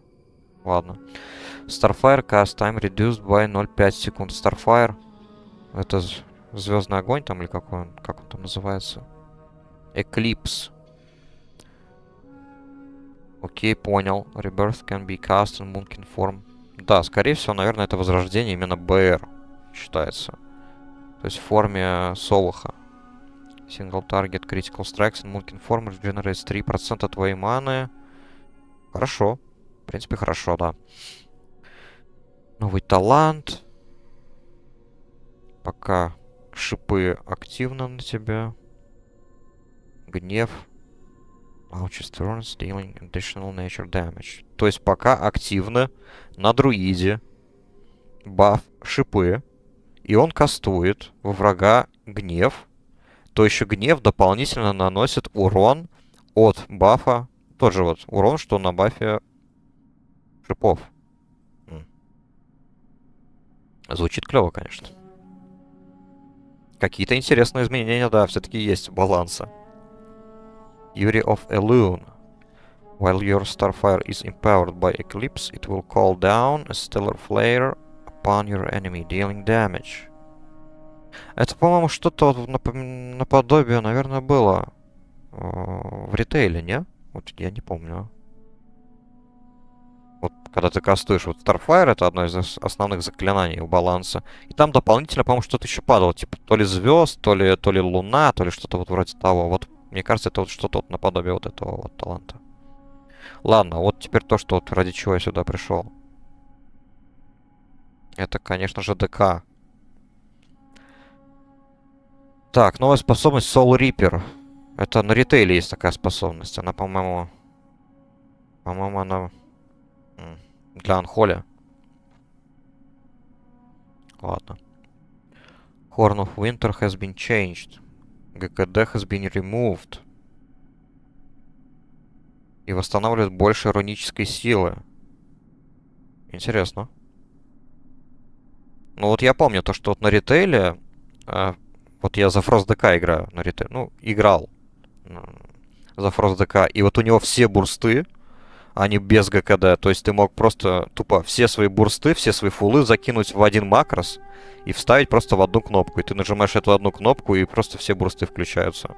Это вот было офигенно. Вот почему я играл за Frost DK. И то, что вот очередной ГКД убрали, вот, горну, это офигенно, это хорошо. Ладно. Тут у нас у Анхоли. Так, баф Вурдалака. Что это? Unholy Pact, Sacrifice your gold to gain. Ну по сути это то же самое, что и вот недавно я читал выше. Приношение в жертву демона у Варлока. То же самое здесь, что-то вот наподобие. Увеличивает урон. Правда, здесь вот это все на час делает. Там без ограничения на время. Там вот ты призываешь демона, и все, и баф спадает. А здесь именно на час. Вот вся разница, по сути. Unholy Blight damage increased to 30% was 10. Unholy Blight это, наверное, одна из болезней, я так понимаю. Какая-нибудь дот эффекта. Скорее всего, я за Unholy особо не играл. New talent. Improve Death Coil. Your Death Coil now hits one additional time while inside your Death and Decay. То есть, пока ты в этой луже своей красной стоишь, ты можешь нанести еще один удар Death Coil'ом. Ну, хз. Я не особо на эту лужу не рассчитываю. Чисто разве что если в ПВЕ там где-нибудь. Так, Commander of the Death. Each time you cast Death Coil or Death and Decay, you summon a army of Dead Ghoul на 8 секунд. Ну, на слова, конечно, прикольно. То есть при каждом Death Coil и при каждой луже. Да, звучит прикольно. То есть они здесь, по сути, Unholy DK еще больше превратили в того самого Unholy DK, который есть в ритейле. То есть, по сути, повелитель нежити, повелитель армии нежити. Там то же самое. Ты можешь призывать всяких упырей, есть и постоянный питомец, и горгулий, и что там только нет у Unholy DK. Это я помню. Так, ладно, Фрост. Угу.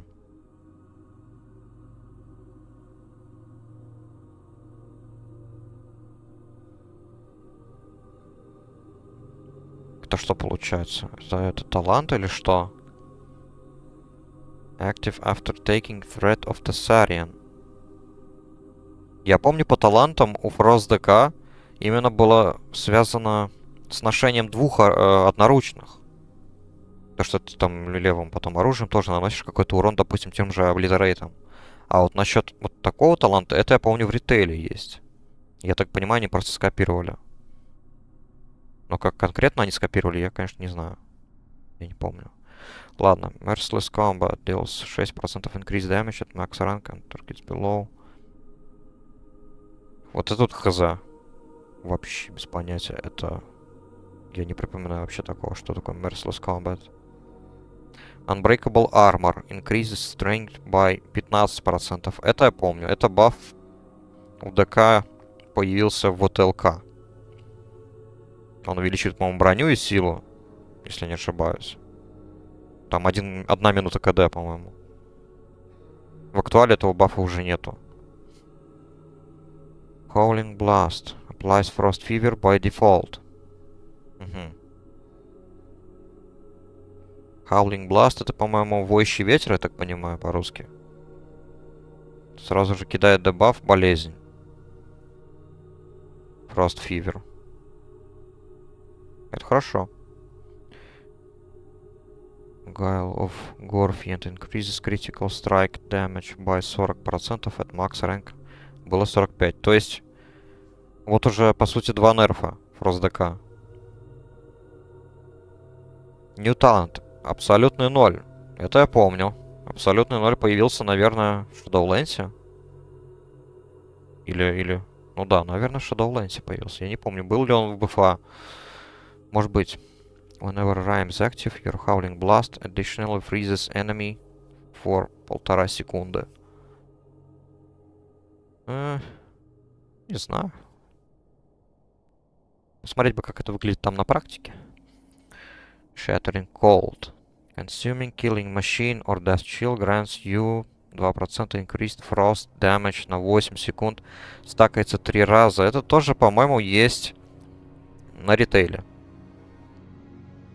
То есть, ну, изменений маловато. Хотелось больше каких-нибудь интересных увидеть. Опять же, я любитель. Мне как-то вот Frost больше понравился с парными оружиями. Поэтому вот хотелось бы увидеть хоть что-то вот связанное с этим. А здесь вот только вот намекнули на двуручную. Ну ладно. Ладно, у Бладдека тут есть, ничего особенного. Новый талант. The strike causes you to absorb damage. То есть накладывает щит. Я так понимаю. Окей.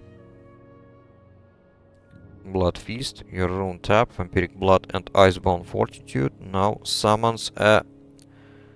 А, червей призывает. Это я помню. Черви были еще прям вот ЛК. Которые взрываются в течение 3 секунд. Я вот не помню, вот ЛК они отхиливали тебя. Атаковали цель, но урона особо не наносили. Но вот не помню, взрывались ли они. Да, вот, союзников хилили. Ну ладно. Так, ладно, тут сколько еще много. Надо быстренько посмотреть и возвращаться обратно. А то я так весь стрим просто проведу здесь. Охотник. Cursed Arrow. Новая способность. Блин, у охотника в классике. Я вот сейчас вот играю за охотника. Этих способностей, это просто с ума сойти можно. Там все панельки заполнены. Разве что приходится убирать способности типа трек Undead, трек Гуманоид, все вот это такие вот способности. У меня биндов просто не хватает. А они тут еще добавляют способности. Вы с ума сошли. Новая пассивка Lone Wolf. Позволяет охотиться без питомца, и твой урон увеличен. Да, это было в ветке... Маркман... Да, вот Marksmanship. Такое вот есть на ритейле, это я помню. На ритейле я как раз таки за стрелка играл, правда, с питомцем. Бистмастер вот в классике я играл за Бистмастера. Бафнули, значит. Bestial Wrath. The beast within reduces used mana while enraged. Bestial Wrath KD reduced. Ух ты. Я смотрю, неплохо так бафнули. Способность. Кстати, у него такая же иконка. Frenzy now also causes your pet to strike одного дополнительного противника. Интересно. Новый талант Cobra Charmer. Cobra Strikes now summons a poisonous serpent which blasts your... Ага. Какие-то кобра удары. Это что еще такое? Тоже новая способность. Я здесь что-то упустил? Видимо, она уже там встроенная какая-то. В ритейле есть, я, по-моему, знаю, что-то наподобие того. Блин. Сурф. Lock and load instantly triggers by using black arrow. Exploding trap. Но вот Сурф я 50 на 50 к нему так отношусь, потому что в Battle ему добавили вот черную стрелу, взрывной выстрел, добавили Explosive Arrow, или как он там назывался. Вот хорошие способности мне нравились. Прикольный спек был. Но тут я вижу лишь какие-то непонятные изменения, связанные вот с ловушками. Я не привык использовать ловушки. Ну, там только разве что Frost Trap для контроля. Так, Marksman. Chimera Shot also grants armor penetration. New talent Rapid Shot causes the hunter to focus shooting rapidly at nearby enemies for 8 секунд. What? Causes the hunter to focus shooting rapidly. Просто увеличивает скорость выстрелов, что ли? Так такое было в классике, если это ну, тот же талант, что я думаю, вот, который был у БМа, там, тир-1 талант. Чисто увеличивает на 5% скорость атаки. Новая специализация. Мили Охотник. Ага. Нет, спасибо. Меня это не интересует. Мили-охотник мне не интересно. Так, и разбойник. Ну, мое отношение к разбойникам, я думаю, уже многим известно. Я неоднократно это повторял. Это класс для крыс. За разбойника я играл в подростковом возрасте. Вот я играл за эту вот ветку, за скрытность. И так понимаю, ДХ... ДХ это всего лишь специализация для разбойника. Новый класс Тинкер. Так, ладно, ДХ... Я вот разве что единственное вот исключение для разбойника, тот класс, который я ненавижу. Я могу попробовать просто, чтобы посмотреть, что такое у них, как вот реализован ДХ, и все. Тинкер звучит интересно. Я так понимаю, это что-то типа инженера, наверное. Все-таки вроде бы в Доте есть такой герой, я не знаю, я в Доту не играю. Turret related. Да, какие-то турельки ставят. Интересно. Что-то типа инженера, только вот превращенный в класс прям боевой. Интересно. Новый класс Бард. Что за бред? Available to dwarves and Forsaken. This class can choose between healing and DPS. Короче, ладно. Тут столько изменений, я сейчас не собираюсь это прям все вот так вот детально рассматривать. Может быть, как-нибудь еще на следующем стриме я почитаю то, что я еще не успел здесь рассмотреть. Сегодня надо продолжать.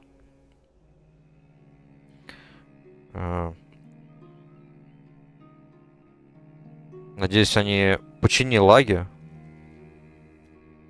Я смогу нормально закончить квесты. А изменений как-то слишком много надо будет еще. Не знаю, может быть завтра. Так, завтра у нас четверг. Да, может быть еще завтра.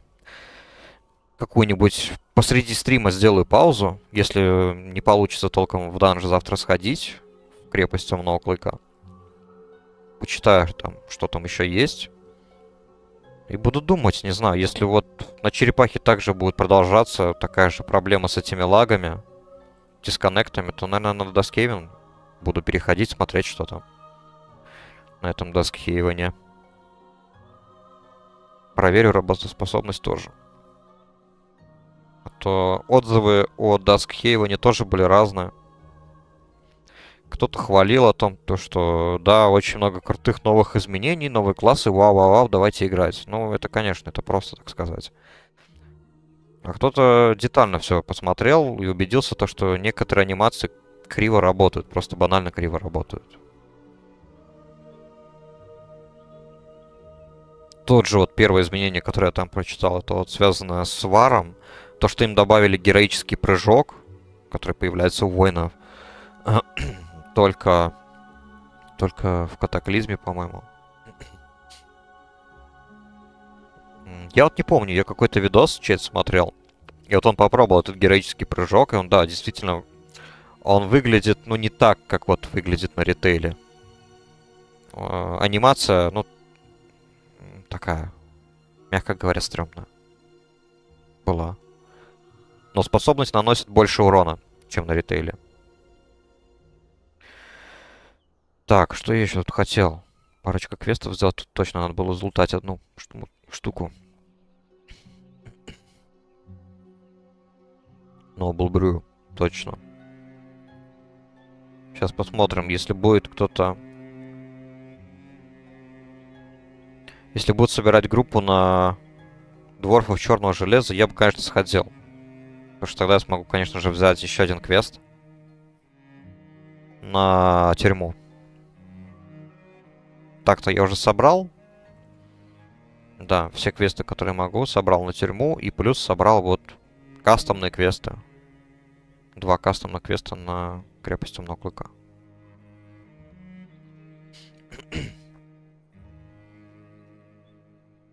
Сегодня, наверное, не пойду. Учитывая, что тут дисконнект был. Вряд ли не так быстро разберутся со всеми этими проблемами.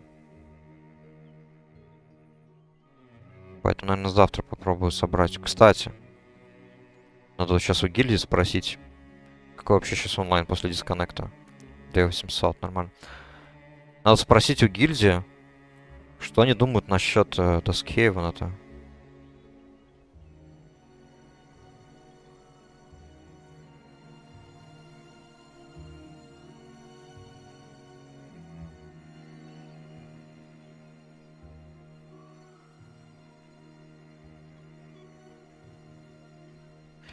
То есть, смотрю, они тут про Ascension общаются. В Ascension я играл и бесклассовый, и вот видел видосы про кастомные классы. Ну, пока смешанные чувства. Так, баннеры, по-моему, да, тупо с них лутаются.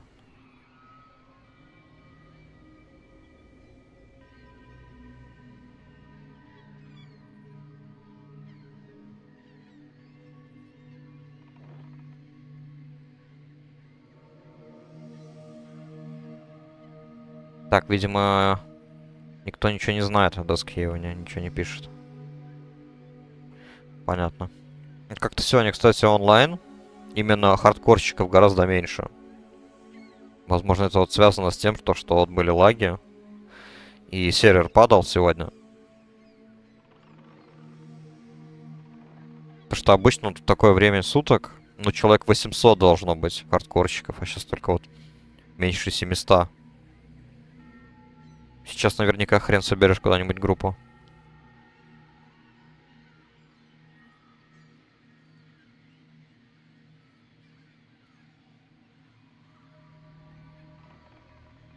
Вот, кстати, в крепость темного клыка собирают. Но вот ищут только хила. Все еще не могут найти. Я бы сходил. Учитывая, что я уже... Да, я уже 28-й. А там крипы начинаются с 19-го левела. Ласт босса ругал, по-моему, 26-го левела. Если я правильно помню. Поэтому мне уже как бы пора его закрыть. 28-го левела более чем достаточно, я думаю. Даже для хардкора. Inventory is full. Ай. Точняк. Я забыл очистить сумки. Мне что-то полно всякого. Да, точно. А, тут же есть, по-моему. На перекрестке, чтобы не бежать в гавань мини-силов. Тут вроде продавец как раз-таки есть.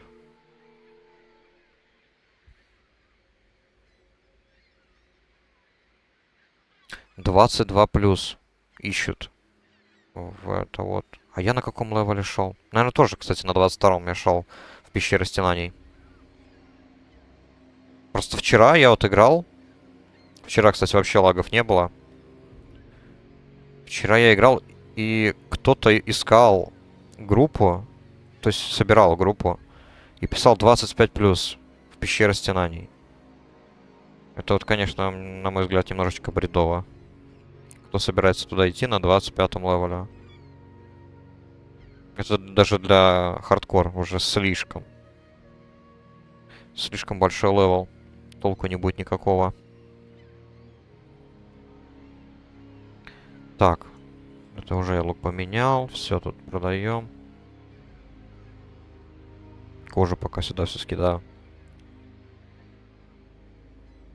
Если будет время, сегодня под конец стрима, наверное. Прокачаю профили также вне стрима потом. Разберусь. Так. Я. 144. Вчера вот просто почти весь банк был полный. Кожей. Вот это вот. Medium leather. В итоге я сшил этих плащей. Каждая штука стоит по 8 кожи. И все, и бац, и нет кожи. Я думал, сейчас быстренько до 150 доведу, а хрен тебе. А так много фармил. Сумеречный лес, кстати, фармил. Там очень хорошее место для фарма. По сути, вся локация усыпана волками. Что обычными волками, что этими воргенами.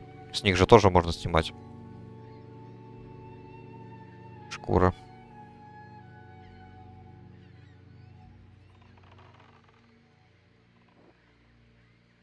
Так, пошел в бой.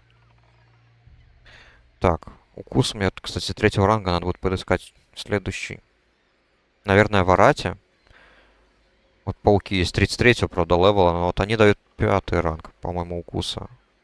А вот 4-й я не знаю, я не смотрел еще. Ну или я просто дождусь 33-го левела и сразу же на 5-й перекину. Посмотрим, как тут получится. В принципе, способность у меня есть, я могу смотреть обилки монстров. Я просто как-то забыл об этом. Надо будет поглядеть. Может быть, у волков как раз-таки в сумеречном лесу есть эта способность. Мне все-таки туда еще возвращаться. Да, у меня еще вполне хватает квестов там. Элитный я еще там не делал, надо будет собирать группы. Опа, это что такое? Угу. Вот самое опасное оружие, это вот NPC, когда они могут на тебя что-то накинуть. Вот типа, вот сетки, вот накинул сетку. Вот именно так и погиб мой первый персонаж хардкора. Потому что я в Красногорье пока отвлекся на приручение паука. Из-за спины на меня напал орк, который накинул сетку. И из-за сетки именно я, по сути, и помер. С тех пор я в Красногорье больше не ногой. Кроме как прям самые необходимые квесты. Ну их нафиг. И здесь тоже я не буду делать вот всю цепочку квестов, которая потом поведет туда вот к элитному орку Некрошу. Я не пойду, ну нафиг. Нет, спасибо. Я хочу жить. Это вот изначально я думал, то, что вот ханты изи класс для прохождения на хардкоре, а потом, когда оказывается, если твоего питомца закинут в сетку и все враги на тебя сразу перекинутся, все, это ГГ. Ничего не спасет. Так, точно, лучше сначала сейчас сразу же залутаю растения. Сдам. Ну и, наверное, все в болоте, я больше ничего не планирую делать. 28 левел вполне. Вполне нормально, чтобы отправиться обратно в Сумеречный лес. Точно, да. Я могу взять, кстати, квест на этого, на Марладима.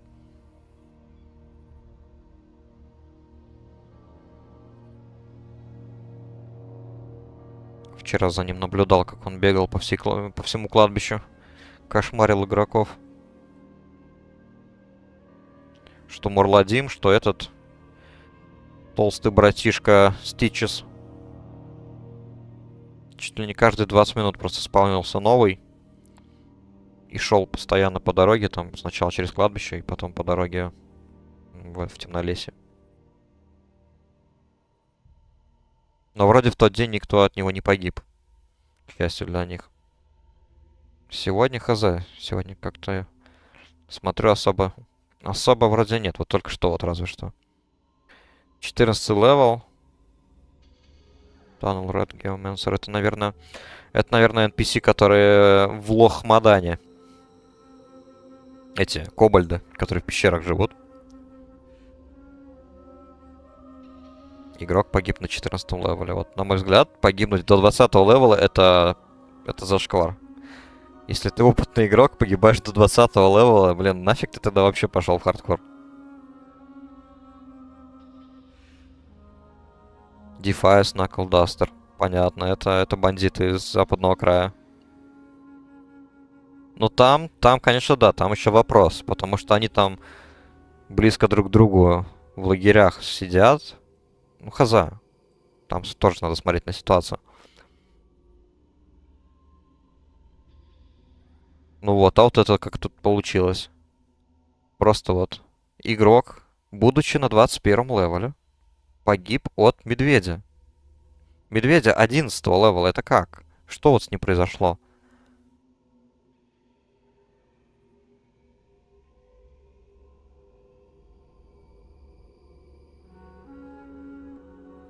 То есть одно дело, когда там, я не знаю, способствует еще игрок максимального левела.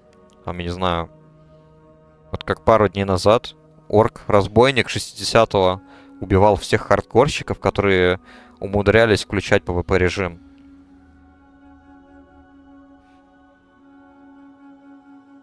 Вот, конечно, таких игроков, ну, не знаю, что они говорить. Презираю таких идиотов.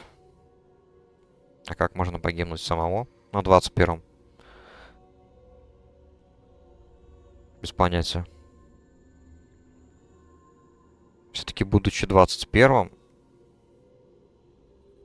как бы мобы 11-го наверняка будут наносить прям минимальный урон или вообще промахиваться, я бы сказал.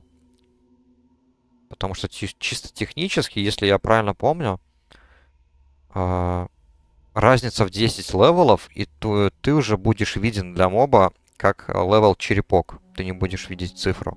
По-моему, 10 левелов должна быть разница. Кто такой Номикс? Чё? What? Кто это такой?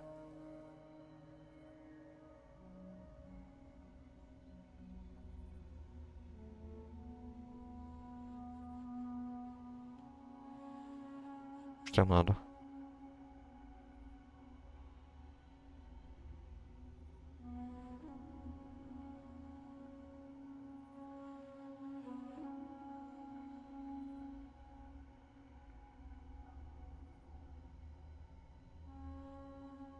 Не знаю, короче, какие-то квесты он хочет сделать. Видимо, он делает квесты на этих, на гнолов. Там нужно очень много гнолов завалить.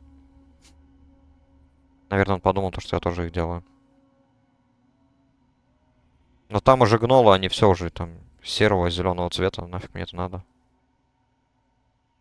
Я в болоте изначально не планировал вообще качаться. Пришел просто потому, что здесь все-таки по одному квесту давался плащ хороший, который я вот до сих пор еще ношу. Это вот этот вот на 5 выносливости. Это квесты на крокодилов.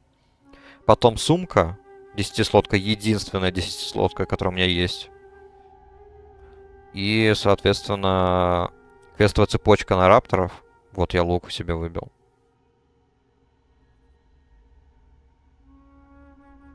Вот и все. Я так понимаю, квесты на дворфов черного железа никто не собирается, даже в гильдии. Поэтому, ну что, я тогда просто сдам квест, поговорю и все. И здесь тогда... Что тут остается? Да, тут уже остальное серо-зеленое.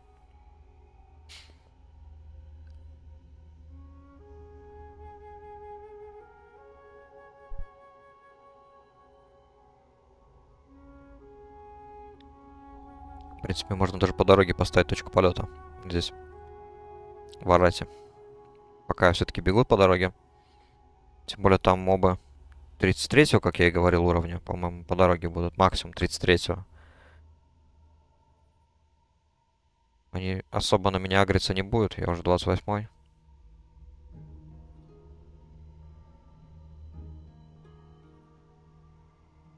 Так, что мне тут питомец?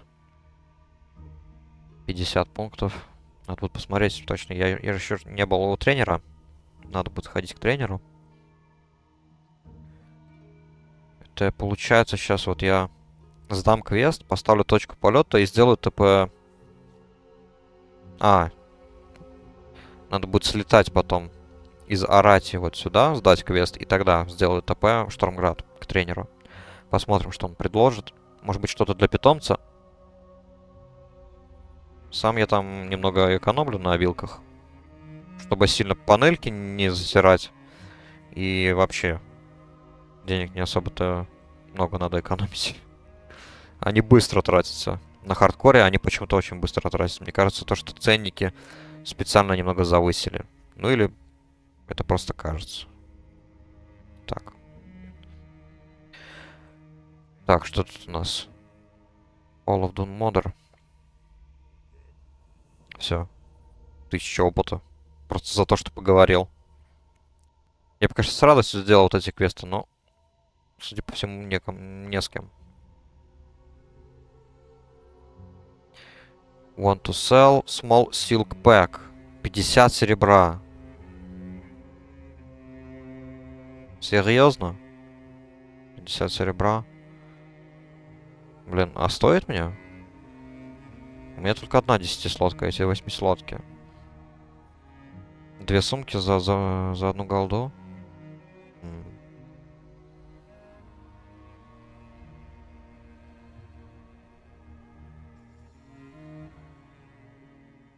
Даже не знаю. Так, Elder Mesa Buzzard. 37-й. Понял. Кажется, я немножечко с левелом ошибся. 36-й. Значит, 33-й и 36-й. Я сначала думал, то, что все-таки они здесь будут еще 36-го. Не зря сомневался. Зато, кстати, шкуры могу с них снимать. Желтого цвета скиннинг. Так, ордынский друид. Так, ну ничего, главное, у меня радар есть, я все вижу. Так, пауки, вот, да, пауки, точно. Они от 32-го. Это вот рапторы 36-го и птица. Так, ну-ка, чекнем. Вот у них, по-моему, 5-й ранг укуса есть. Да, байт 5-й ранг. У меня 3-й. А где 4-й? Это вот вопрос. Надо будет изучить это. Так, раптор 31-го. Угу. Ну ладно, нормально, я дойду. Спокойно дойду. Надо будет посмотреть... Блин. Надо было посмотреть кроколисков в болотине. Может быть, у них есть укус 4-го ранга, а так? Остается еще проверить в сумеречном лесу этих черных воргов. Может быть, у них будет. Там еще, правда, лис есть тоже.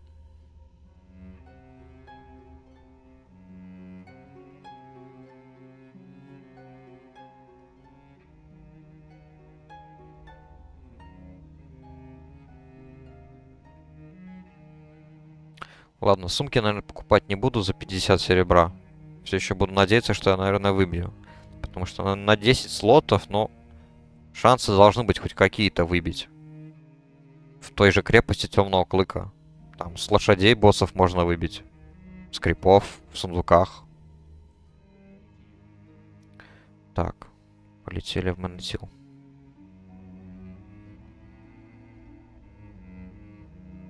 Вот потом уже будут проблемы.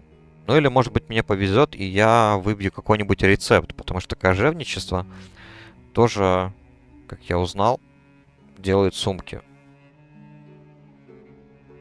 Хоть и далеко не самые лучшие. 10-слотки вот я вроде смогу. Опа.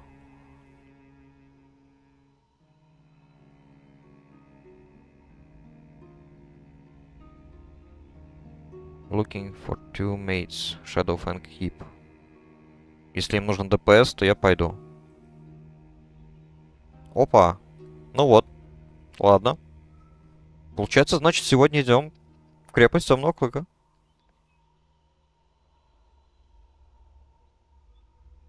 Окей. Так, получается, мне надо очистить сумки, в банк все сложить, чтобы это все не мешалось. Сходить к тренеру сейчас быстренько.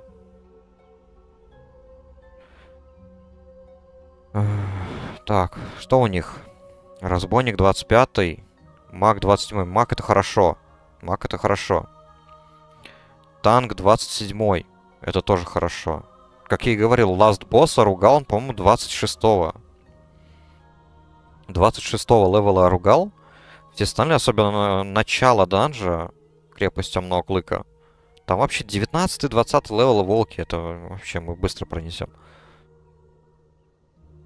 Так, 1000 игл. Stone Talon Mountains. Hillsborough. Пока что только тролль.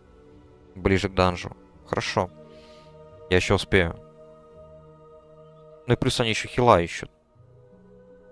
Главное, чтобы хил хороший был, потому что все-таки на самом деле все будет теперь зависеть от хила. Так. Что у нас? War Banners, да. Сейчас тогда сдам.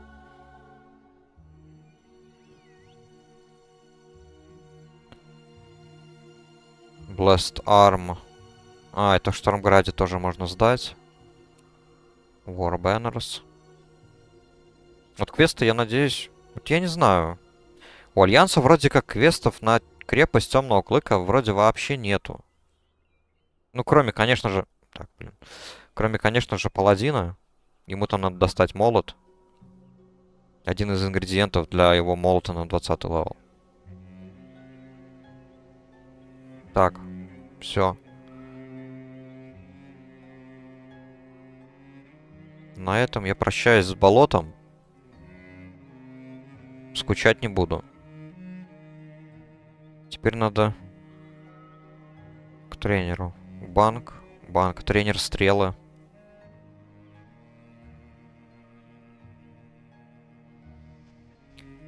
Так, банк, тренер стрелы. Ну и квест заодно сдам тоже. Там недалеко от тренера.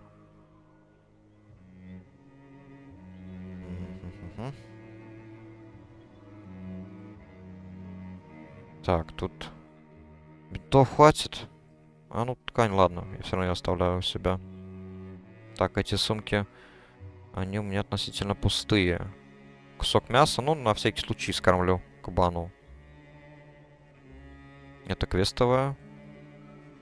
Стрелы. 2 стака могу купить.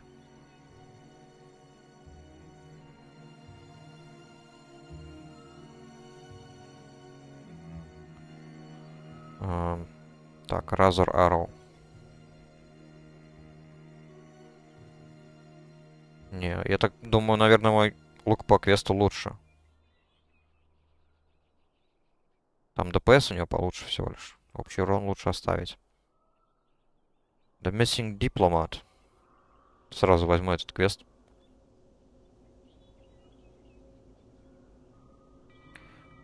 Так, банки сложил, стрелы купил. Теперь к тренеру. Так, где они там уже? Stone Talon. 1000 игл все еще. Так, кабан проголодался. Вот как раз скормим кусок мяса.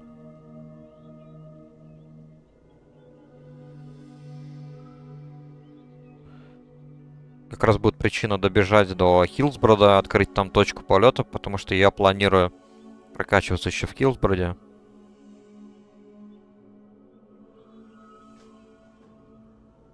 Так, это мы взяли.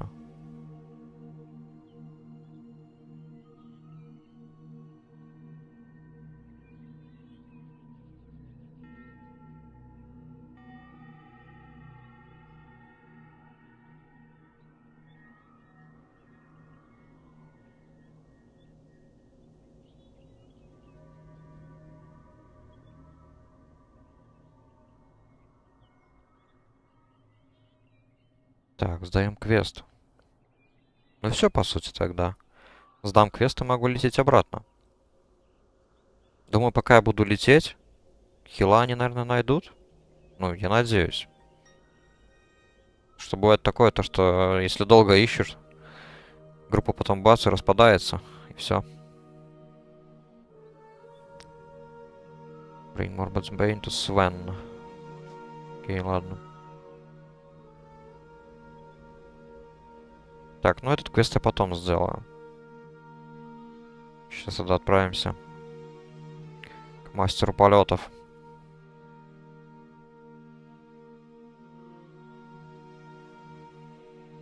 А, Children's Week, понял. Не. Я этот квест никогда в жизни не делал.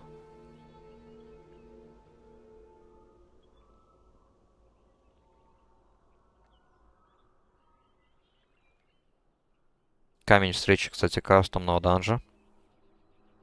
Хранилище Штормграда, если не ошибаюсь, называется. Это, по-моему, выход из данжа. Не вход. Он даже, по-моему, на карте отмечен. Вот здесь вот данж новый. Meeting Stone, Stormwind, Stormwind Vault. Да, 58, 60. Кастомный данж.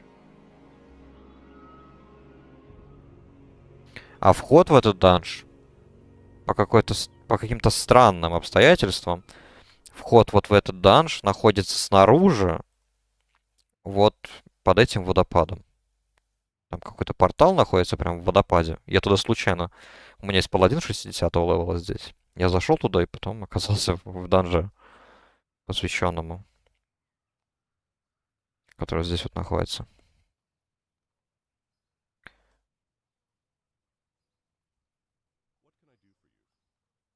Так, что получается, летим тогда сразу же в Арате.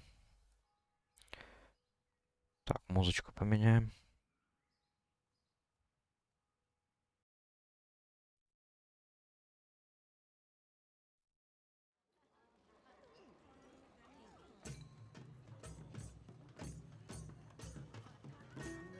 Так, проклятие, что тут проклятие? Curse of Torrents. 50% шанс получить урон. 19.41, неплохо. Да, откуда такой? Так где Хилсброд? Кто такое проклятие кидает? Так, ладно. Пока мы летим, я отойду на минутку.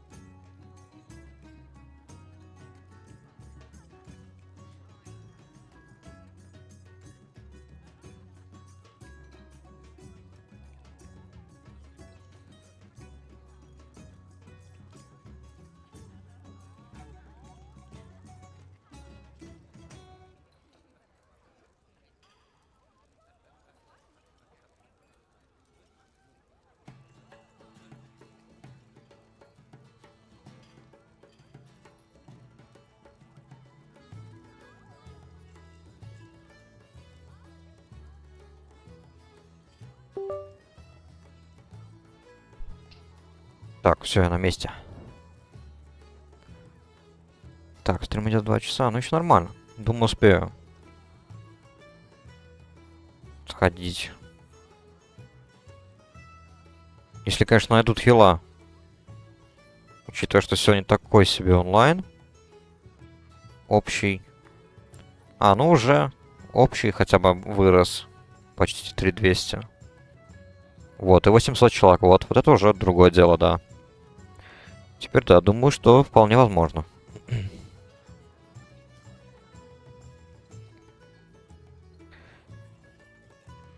Теперь есть, конечно, вероятность того, что мы найдем какого-нибудь хила. Танк вроде спамил тут сообщение.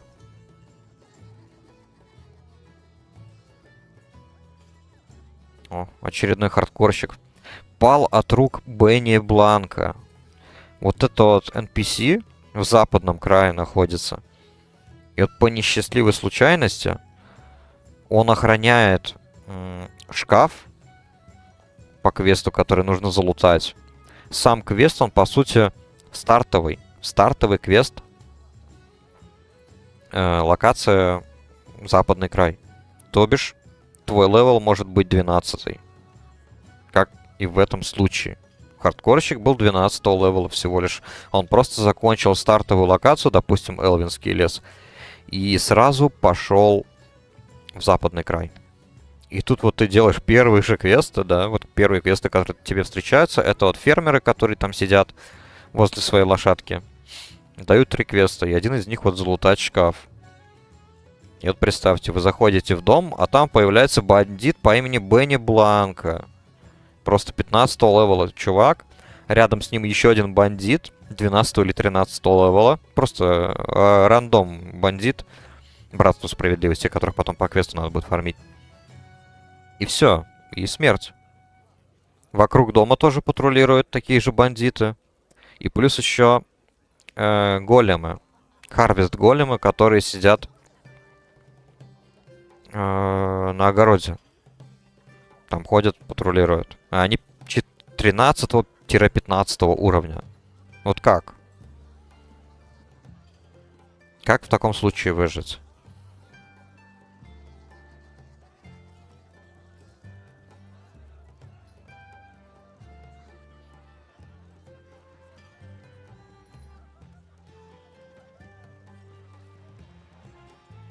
Кэптен Вакон. Не знаю, кто это такой. Оазис Снэпджо. Оазис. Ну, оазисы есть в этих Барренсах. Может быть, там какие-нибудь аллигаторы?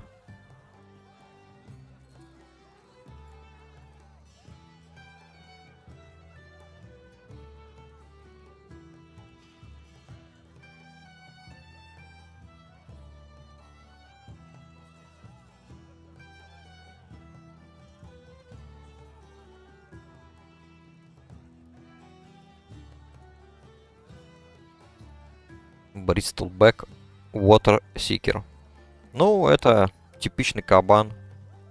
Кабан гуманоид. Поэтому, скорее всего, учитывая, что они с 17 левела, то это тоже, наверное, в каких-нибудь степях. Потому что в Stone Talon Mountains, по-моему, их нету. Я не припоминаю, чтобы они там были. Но я и локацию плохо знаю. Ну, сколько раз вот я мимо... Ну, по дороге, вот главной дороге бегал. Не припоминаю, чтобы там были какие-то лагеря.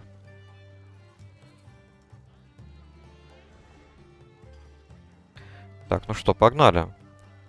Так, радар на всякий случай включу гуманоидов. Просто потому, что я знаю, что по дороге патрулируют андеды-курьеры. Андед-курьеры и его стражи.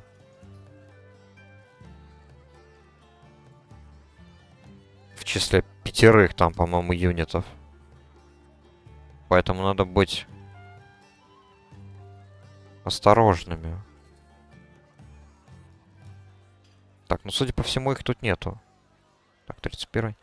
Ладно, нормально. Тогда включу обратно радар животных, чтобы знать, какие животные слишком близко у обочины стоят. Пока вот они ищут хила. Да, вот он спамит. Спамит то, что они ищут хила. О, игрок добился 50-го левела, молодец. Еще 10 левелов, и скоро путешествие будет закончено для него. Так, а я вот думаю, я сейчас добегу до Хилсборода. И если там будет какое-то животное, которое имеет укус 4-го ранга, я его приручу. Я отправлю стойло своего кабана.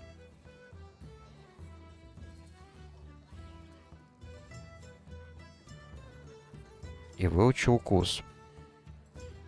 Так, 33-й, он уже для меня красный, окей. Так. Орк-воин в PvP режиме. Так, 30-й левел, но это не опасно.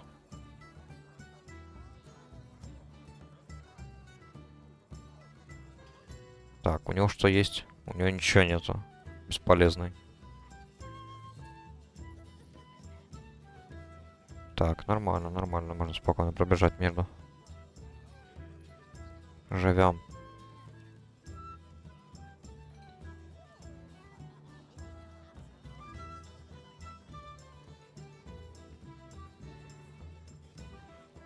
Так, ну вот.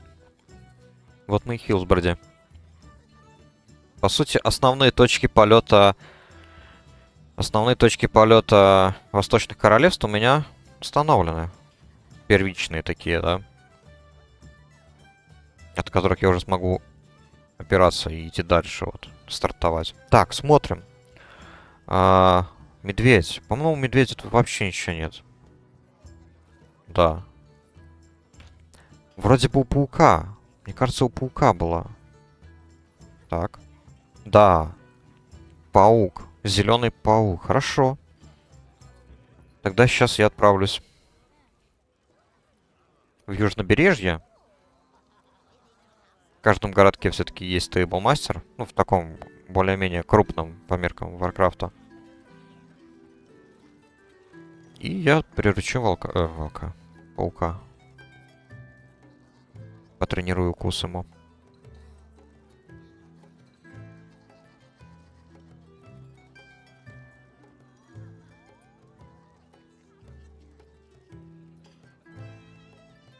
Так, мясо чуть что... А, ну это мясо дорогое, блин. Оно мне повышает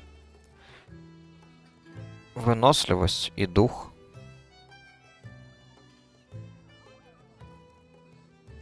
А это, наверное, считается как рыба, а не мясо. Ладно, пофиг. Убежит так убежит, я приручу нового. Так, а 20-го левел паук. Он имеет тот же укус? Хотя... Сомневаюсь. Да, у него укус уже 3-го ранга.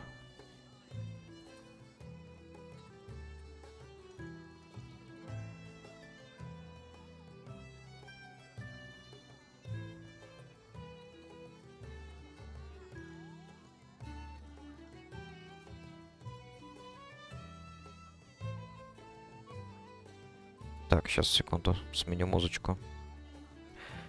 Осты Warcraft уже надоели, хочется поможет послушать немного.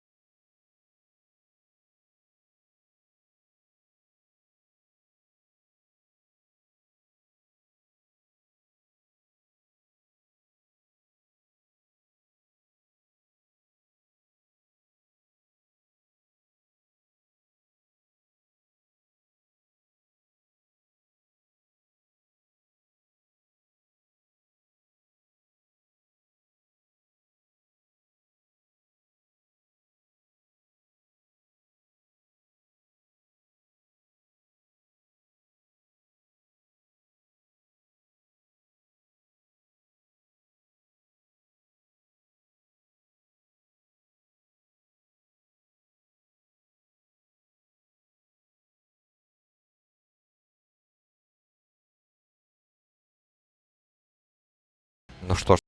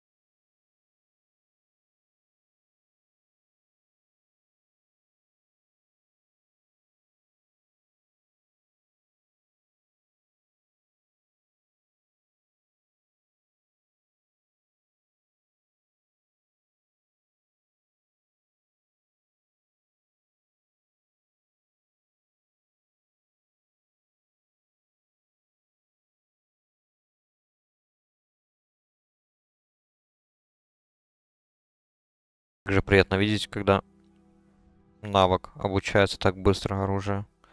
Ну вот, паук выучился. Выучил 4-й ранг укуса. Обучим моего кабана кусать.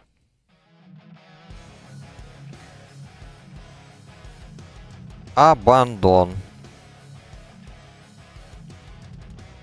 Медсеструха.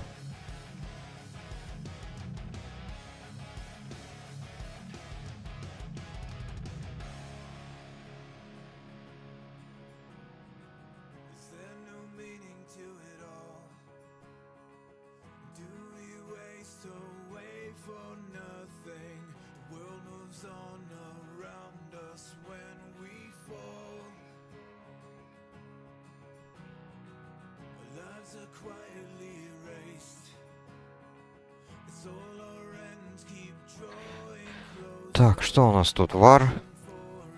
Все там же. 1000 игл. Но точно помню, что урон Пета зависел от его откормки.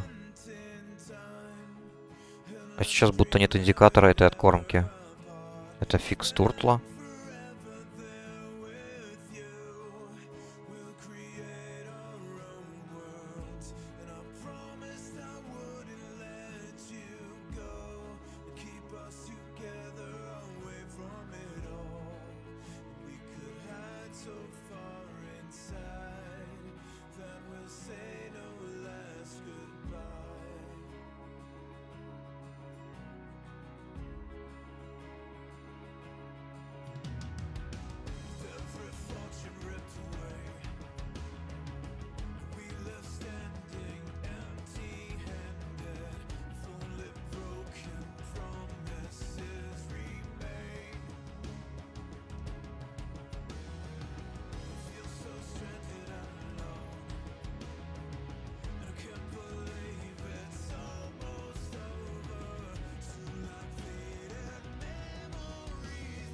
Так, секунду. Сейчас проверим.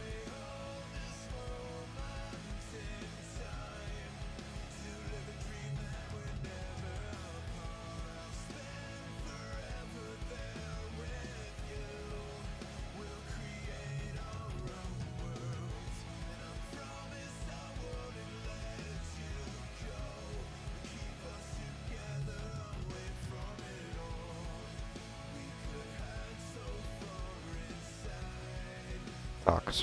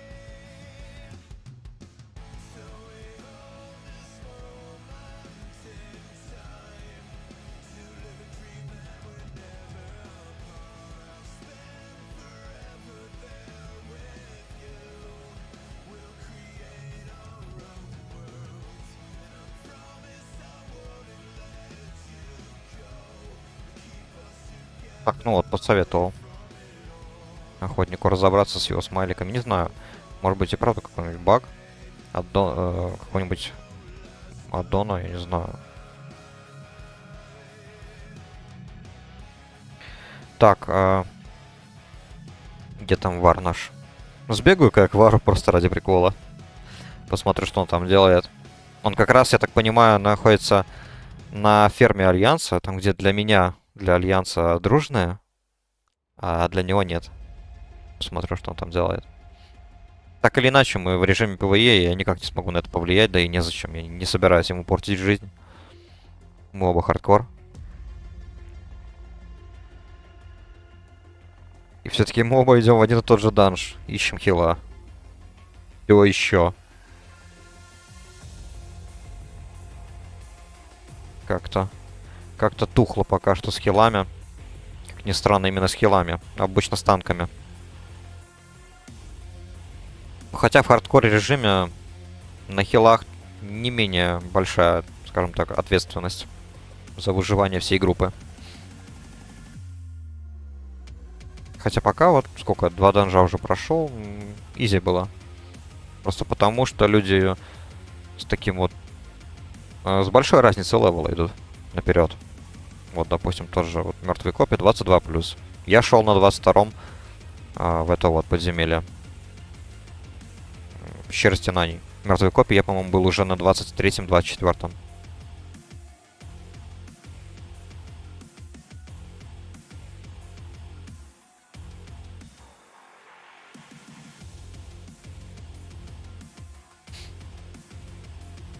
Так, вот это наш танк получается.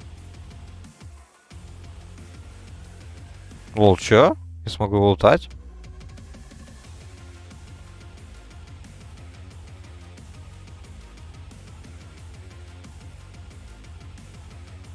Так, 1 ДД. 1 ДД уходит. И это кто у нас уходит? Разбойник. Ну, ладно, разбойник еще ладно. Вот маг у нас остается, это хорошо.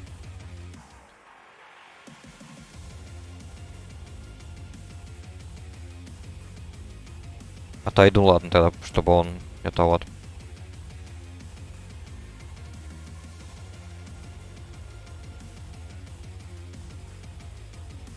Не буду мешать ему, чтобы он просто все лутал. Так, ладно, разбойник покидает. Ну, да, лучше чтобы маг остался.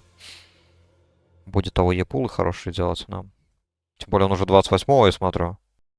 Так же, как и я.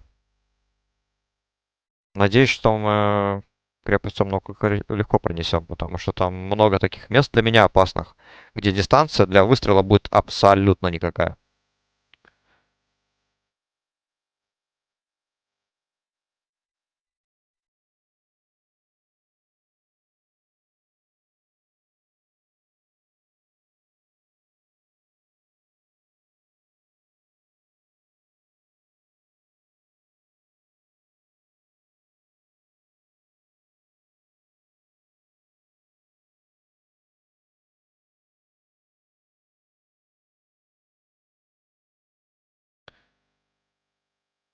Так.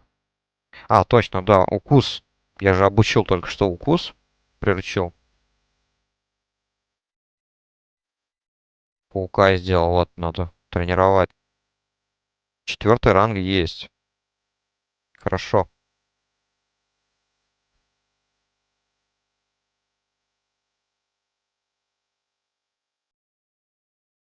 Так, ну я не знаю, пока мы ищем еще.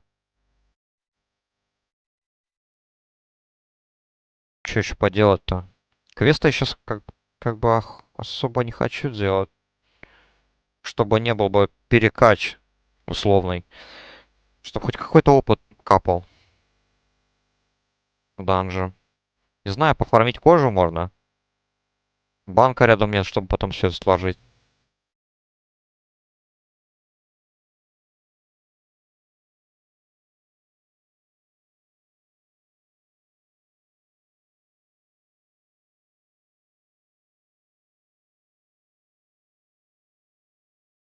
Вот это, кстати, тоже хороший выбор питомца, я бы сказал. Я вот подумал, если вот не кабан, то может быть птичку взять, которая умеет делать АОЕ пул. Там, поддерживает агро, наносит урон. Тоже интересно.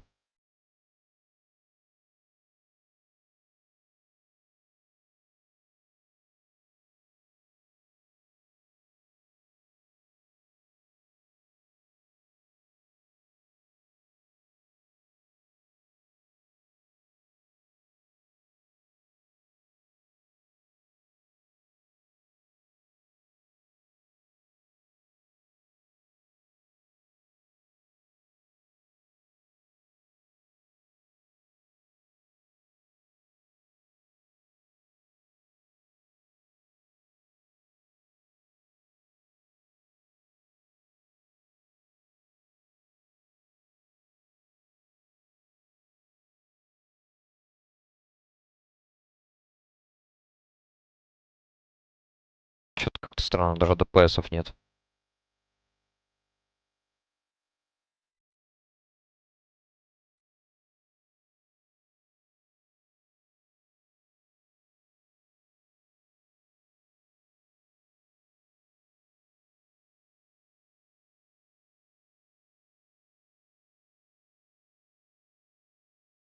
Так, а где еще здесь эти точки полета, которые можно установить? Ближайшая, наверное, получается в Чумных землях, но туда я не побегу через Альтерак. Меня просто разбойники зарежут.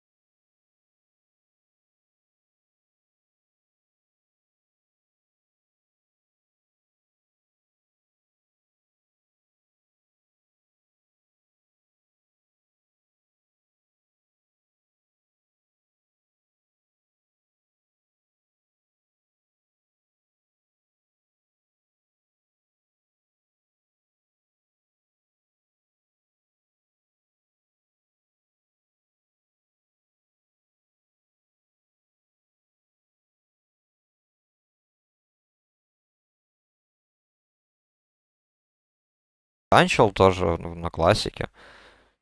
Не на хардкоре, но все же. Всегда приятно иметь дело с хорошим, готовым и хилом. Тут 23 левел, мы тем более не знаем, насколько хорошо одет этот хил. То есть 23 левел пойдет для первой половины данжа. А потом, когда мы пойдем там в закрытые пространства, да ну нафиг.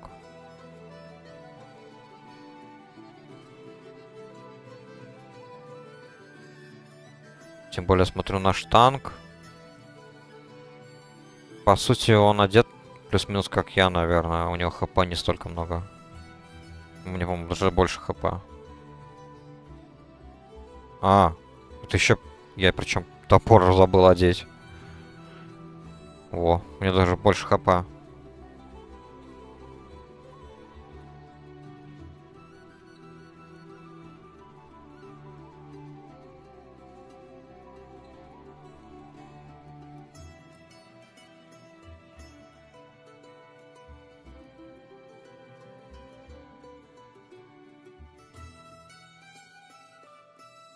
Так, что у нас тут?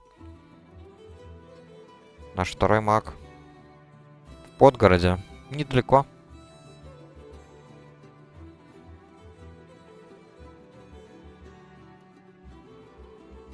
Так, посмотрим, что там наш вар делает. А, он уже уходит в мельницу Тара. Ну тогда ладно.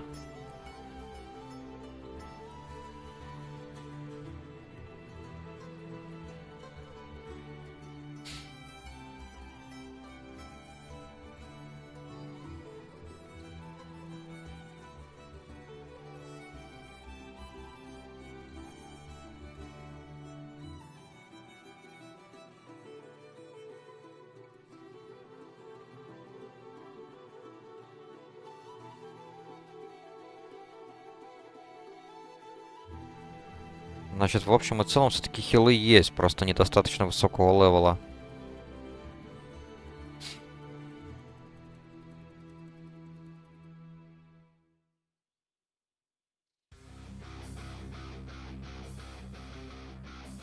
Так, ну посмотрим, сколько тут у нас длится-то. 2,5, еще нормально.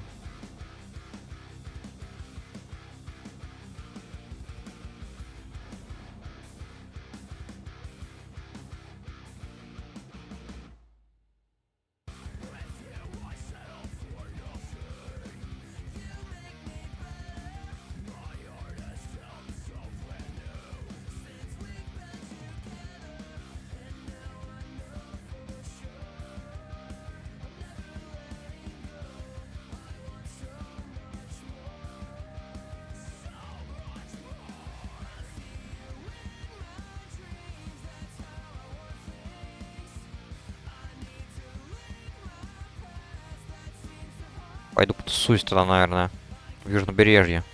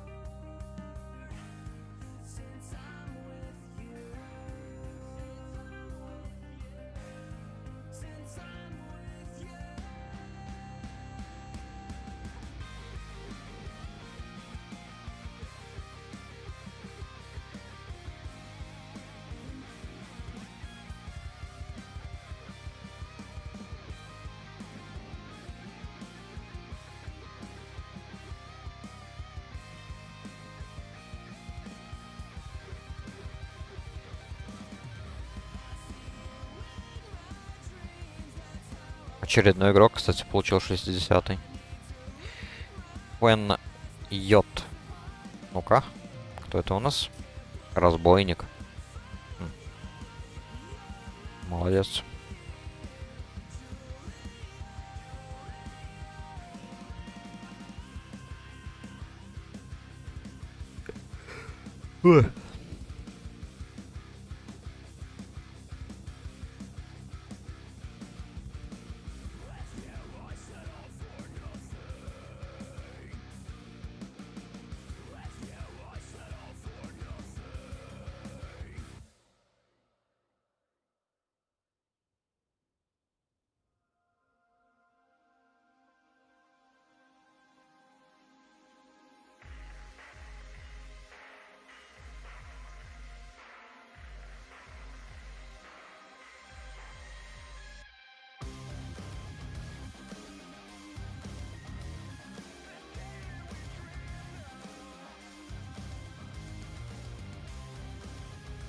Так, а что у нас вообще по хардкор игрокам?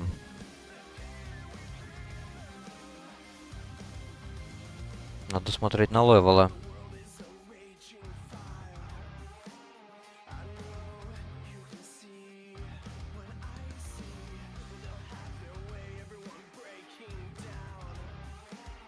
Западный край.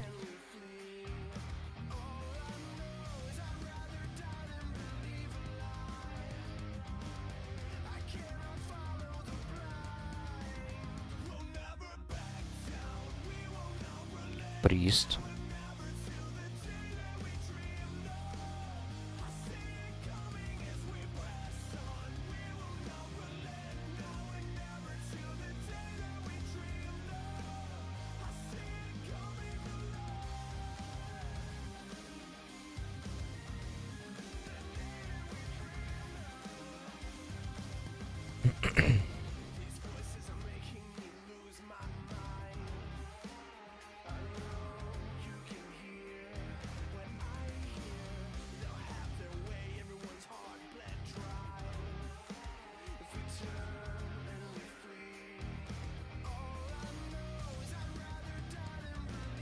Будем вручную пытаться искать.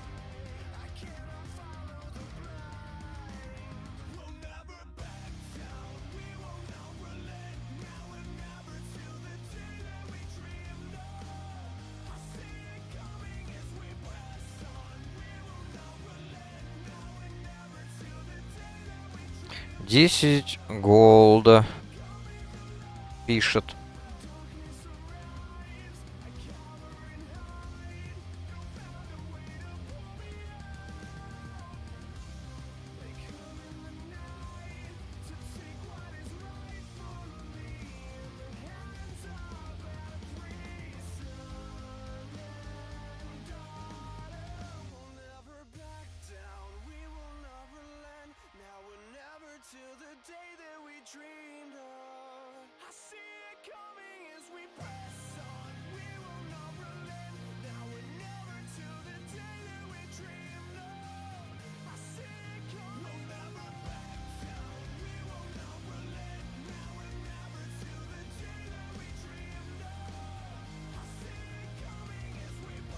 Идиоты какие-то, блин.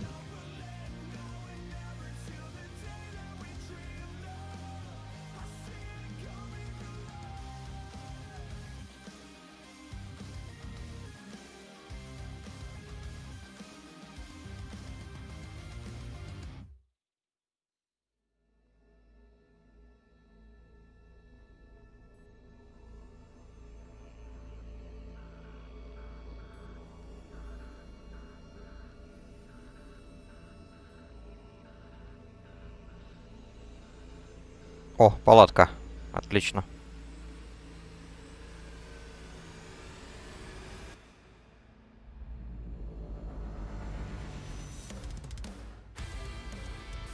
Так. Ну давайте напишем паладину.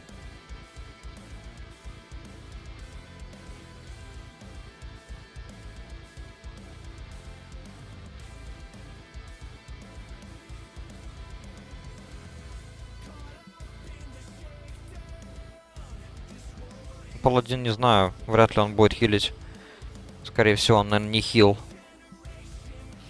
Или что-то типа того. Напишет.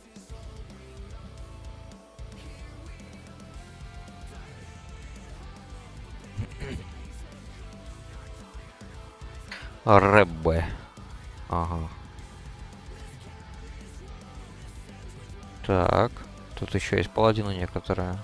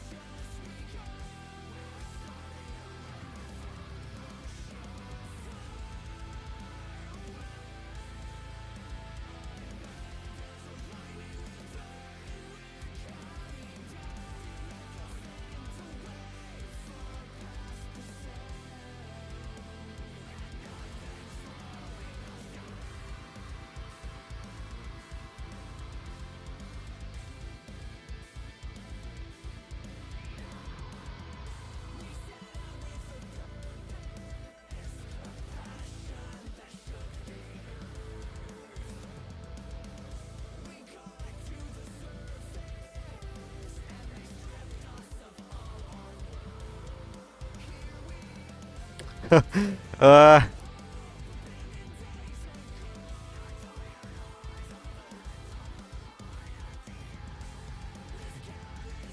Бред. Ладно, паладином тогда еще напишу. Life suck. Ага.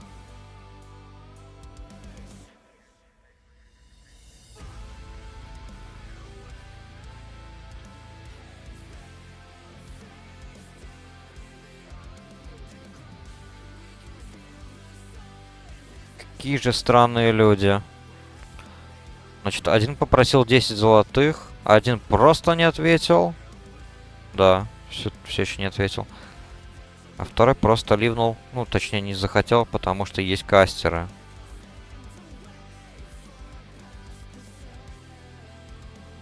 Как же все хотят до лута добраться.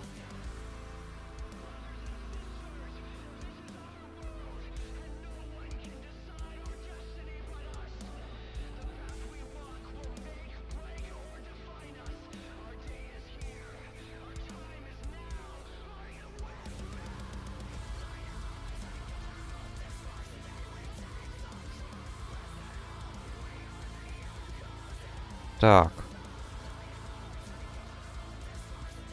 Этот тоже не отвечает.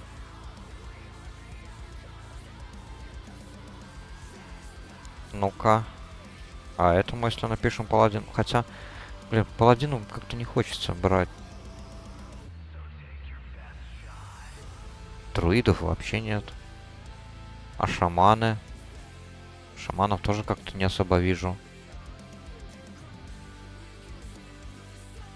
Ладно.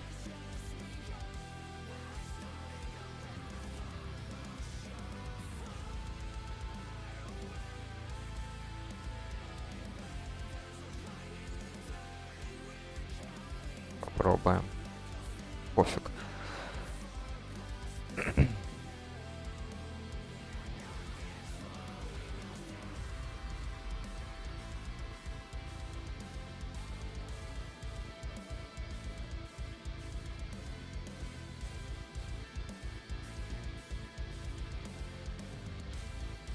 Так, маг вернулся.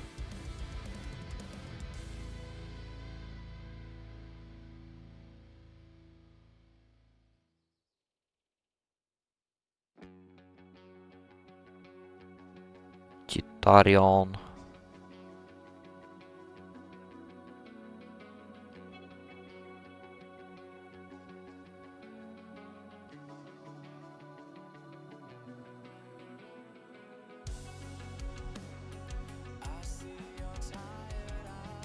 Следующий по списку Рэббе. Ага, этот отказался. Хотя бы ответил.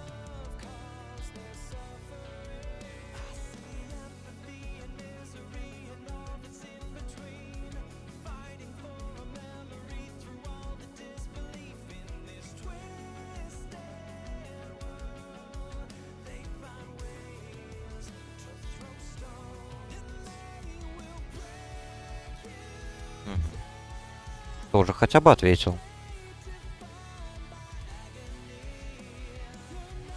Так, этот в пустоши вообще. Что он делает в пустоши?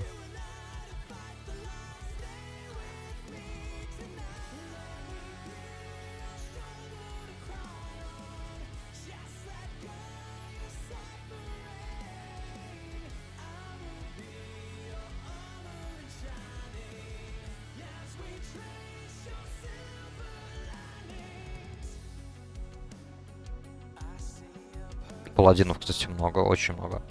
По сути, одни лишь паладины, парочка престов, друидов вообще. На этом левеле чуть я не вижу. Шаманы. Одного шамана вот видел, но он был занят. Он был в другом данже.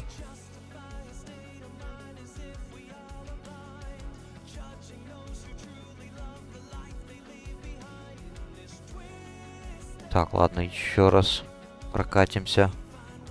Шаман 29-го. Ну, 29-й, наверное, уже многовато.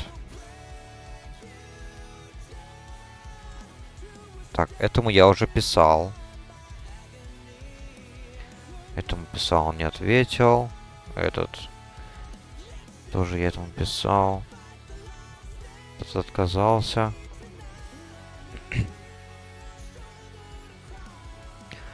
Отказался. Этот просил деньги.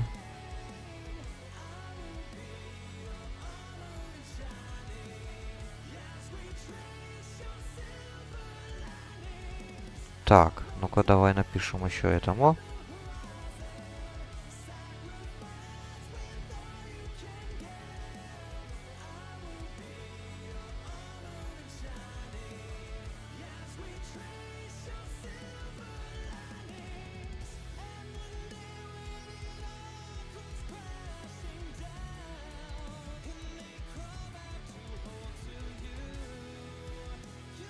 Казах пал, кстати, держу в курсе.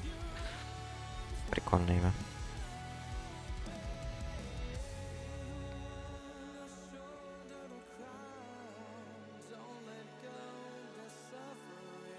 Тоже почему-то не отвечает. Так. Этому я только что писал. Ну, 26-е у нас уже все заканчиваются. Наверное. Хеннесси.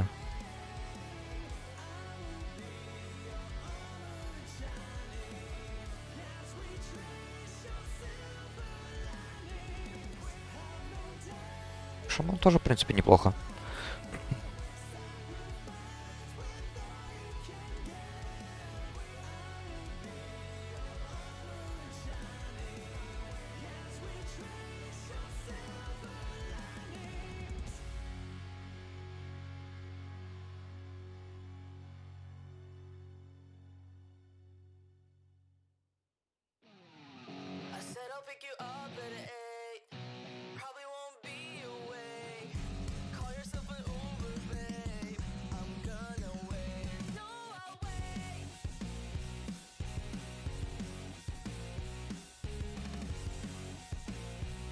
Так, шаман тоже ответил с отказом.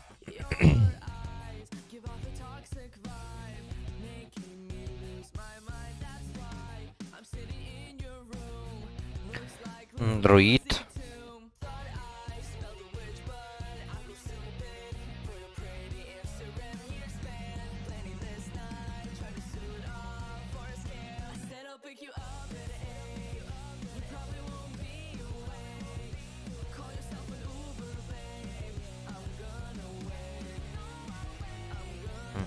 Тоже вышел. Этот занят. Ну и все. Dead Minds тоже. Доствала марш.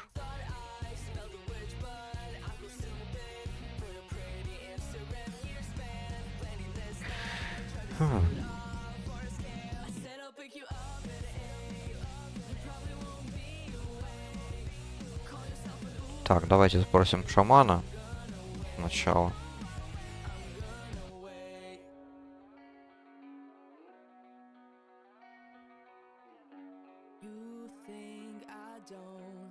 А, он АФК.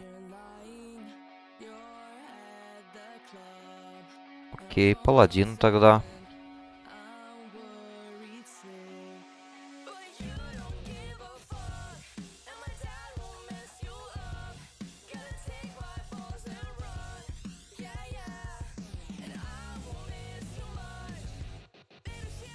Так, ну я примерно, наверное, опросил каждого, начиная с 28 по 25.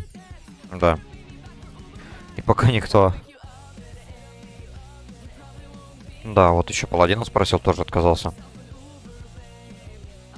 Как-то не везет с киллами.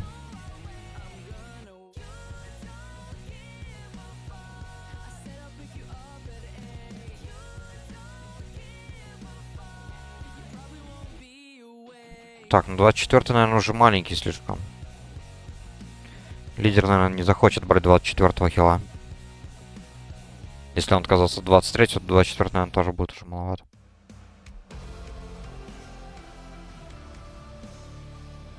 Так, ладно, давайте-ка еще раз проверим. Так, этому я писал. Тоже. Этому тоже.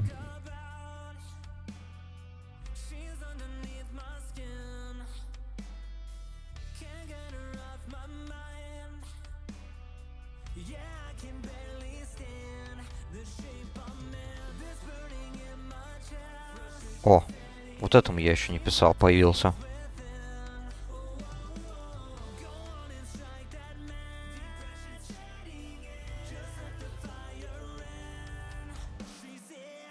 Ну-ка, проверим.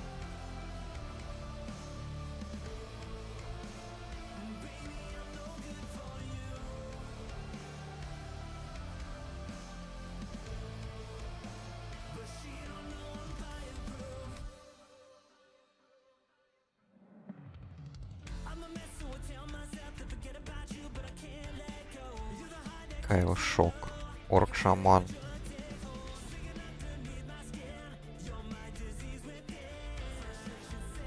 Хай, no sorry, блин. Тоже не захотел.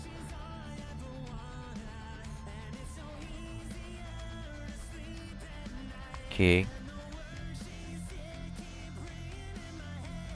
Шаман. Я тут видел, он только что в чате писал то, что он собирает группу.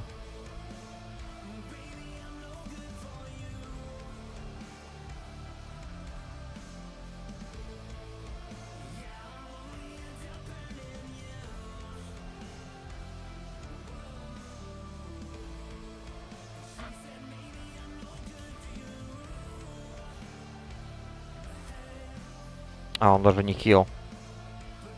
Тогда ладно. Нет смысла. Даже ради прикола писать. Так, Хеннесси отказался.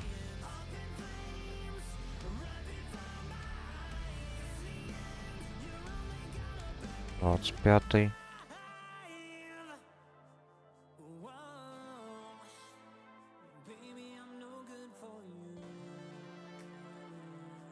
Так, ну с друиду можно попробовать 25-му написать.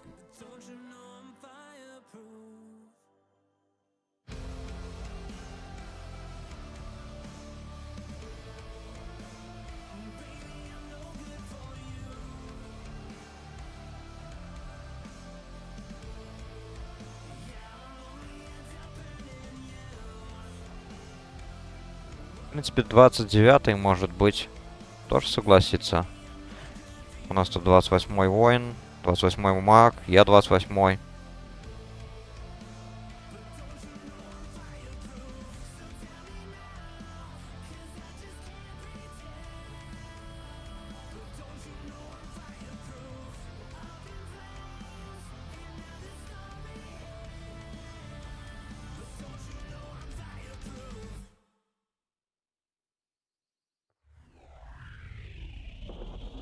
Напишем.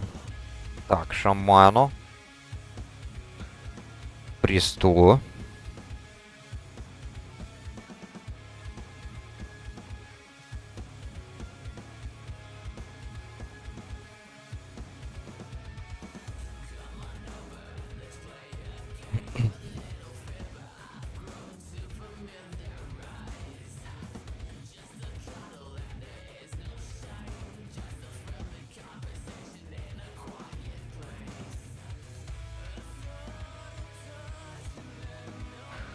Так, Престу шамана написал. Еще есть паладин. Он там вроде танк.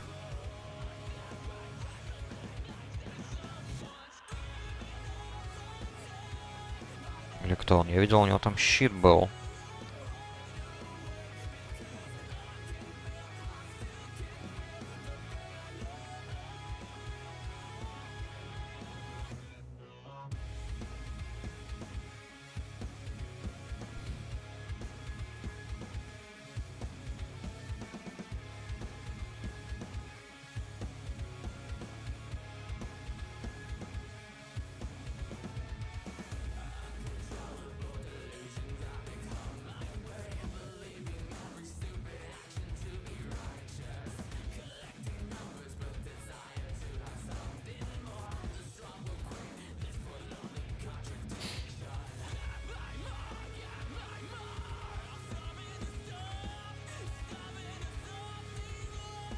Саммона, к сожалению, не будет.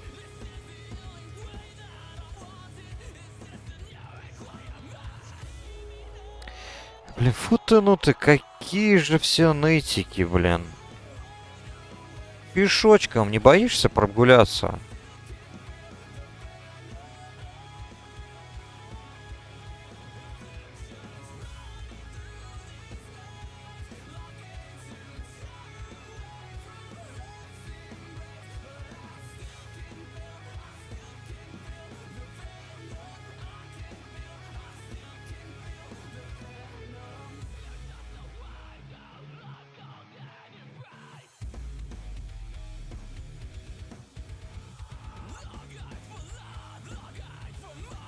Так, а если действительно через функцию кто?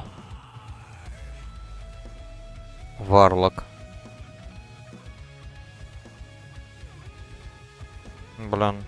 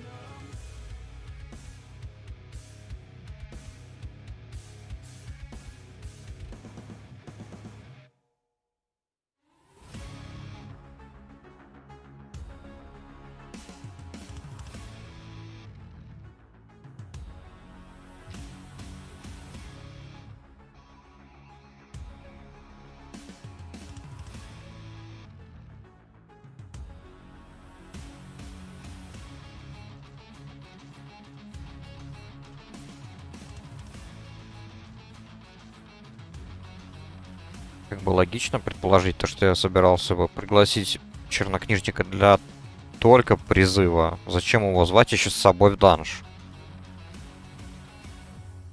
Как бы в локации есть чернокнижники. В чем проблема? Таким, блин, такими темпами мы, конечно же, будем искать хилов, я не знаю, как долго.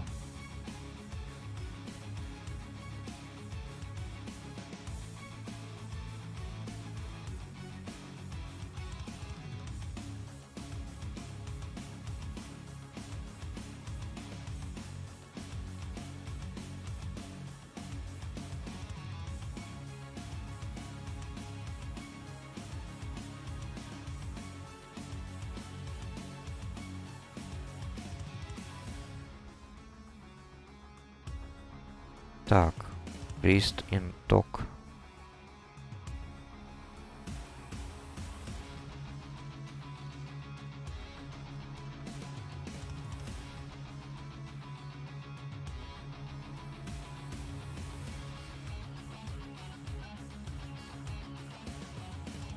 так получается, ну что, я уже практически всех обспрашивал. Так, Тиквар это воин, да? По сути, да. Тут еще параллельно нам кто-то еще собирал, по-моему, группу. Интересно, вот они собрали?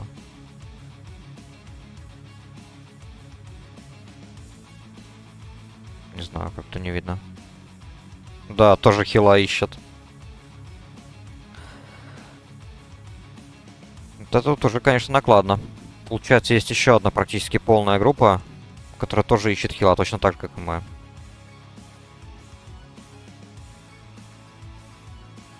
Ладно, я продолжу тогда лично еще спрашивать кого-нибудь. Так, ну 30-й, наверное, уже слишком много для крепости темного клыка.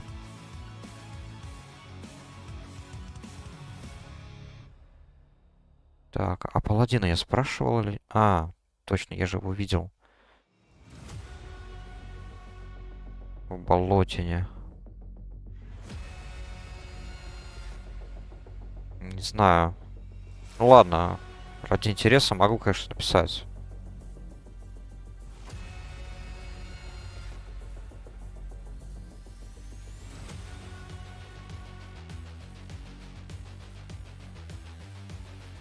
Я помню, что он носил щит, поэтому, может быть, скорее всего, он и прот.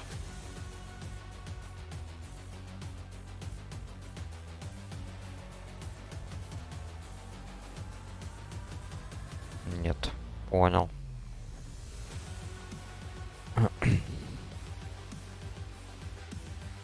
Ладно, смотрим дальше.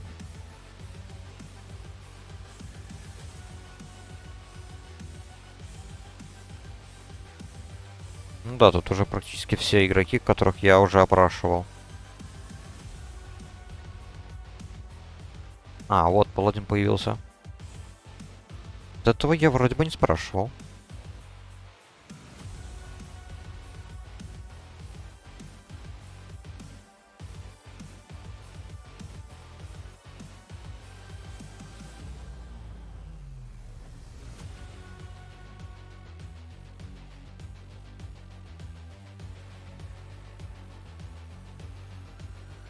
Тоже нет, блин, достали. Всех что-то не устраивает.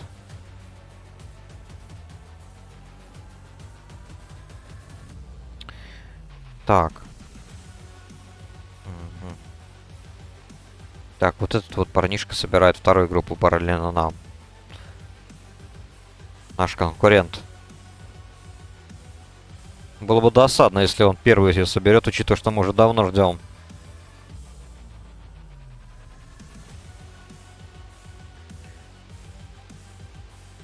Так. А вот этот вот... Блин, а я ему писал или нет? Тут был какой-то шаман, которого я видел. Он был в мертвых копьях.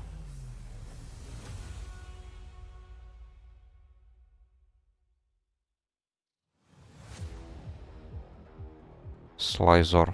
Что-то я подзабыл.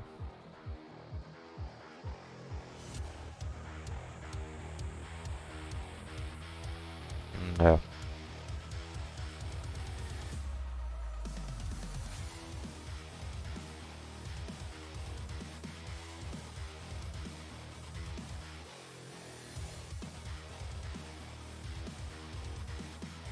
Тем временем онлайн уже почти 850, кстати.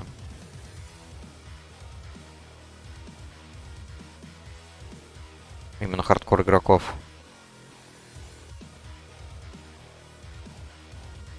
Так, а общий? 3300. Окей.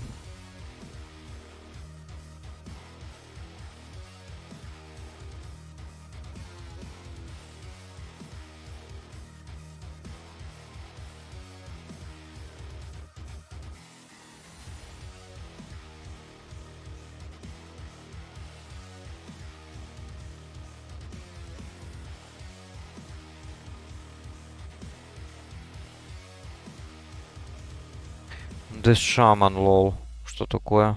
Какой шаман?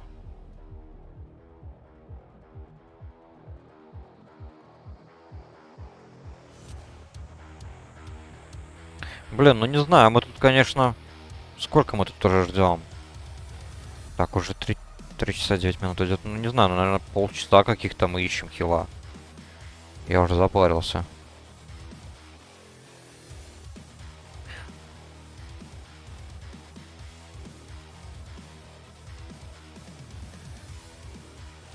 А, он тоже танк наш говорит, да.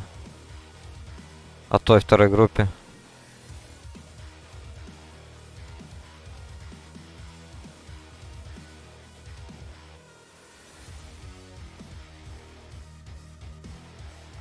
Да, да, да, он тоже понял.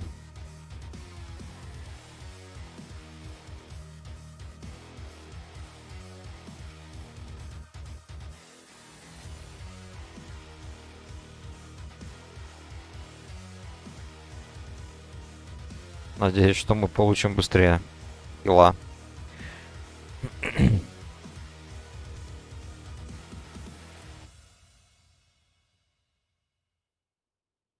И предлагают самон. А, да. Ну вот, я же говорил, надо было просто договориться с каким-нибудь чернокнижником. В этой локации по-любому бегает какой-нибудь. Делов-то, блин, не знаю, кикнуть меня ненадолго, я не знаю. Договориться, засумонить чувака, с которым я договорился. Все. В чем проблема? Какой-то наш танк вообще безинициативный вообще.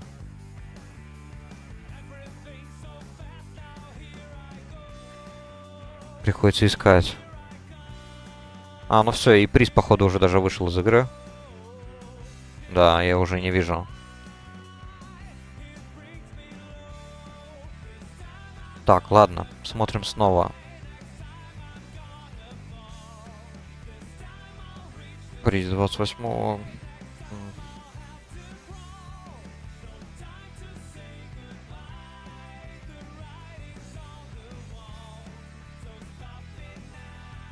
Не, это все те же люди.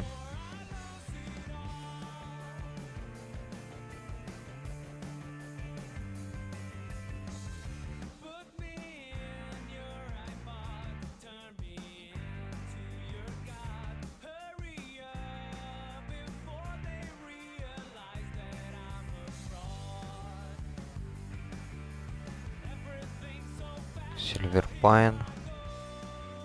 Ага. То есть они уже прям там даже ждут. Ну, ждите, ждите. Мы чё, мы ничего, мы ищем, мы ищем.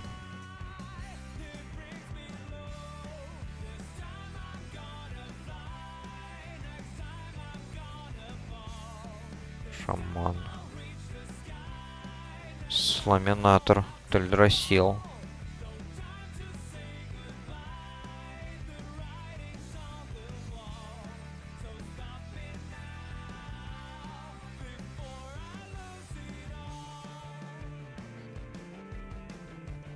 Короче, запарился искать. Подожду немного. Потом еще поищу. Если нет, то, ну, блин. Буду заканчивать.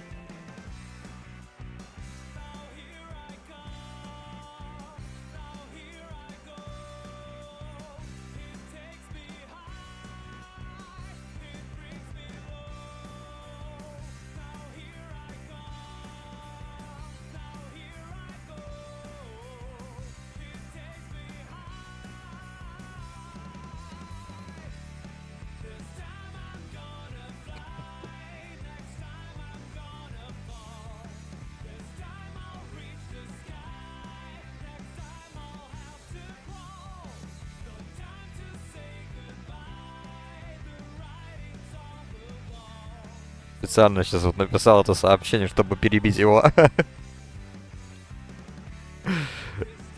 Ибо нефиг. Нефиг красть наше.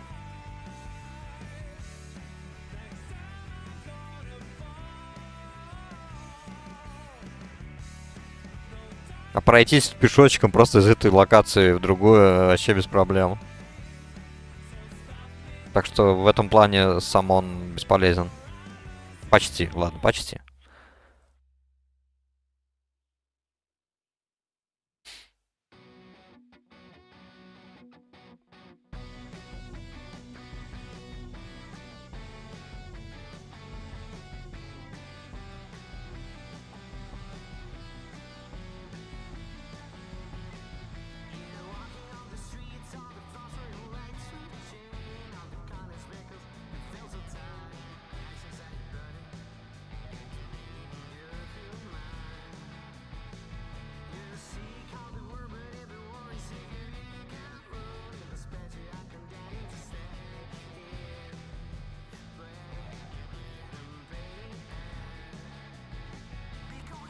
Ах ты ж.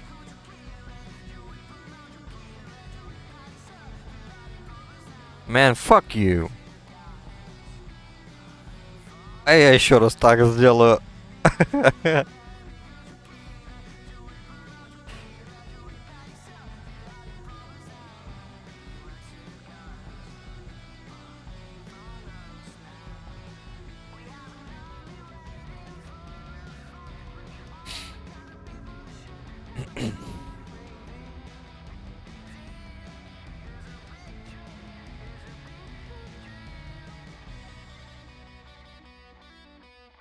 Так, ладно, еще раз пройдемся.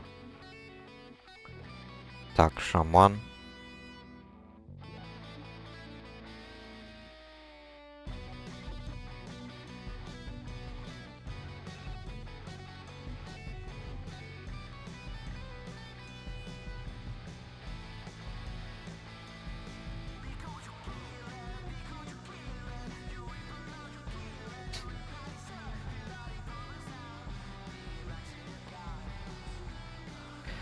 Такс. Смотрим дальше.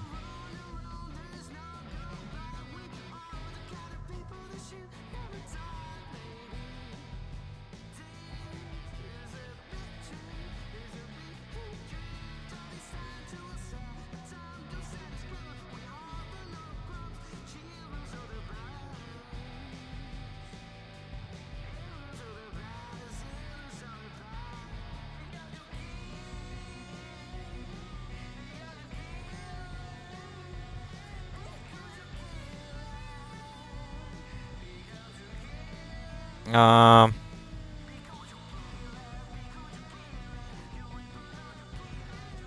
Смотрим.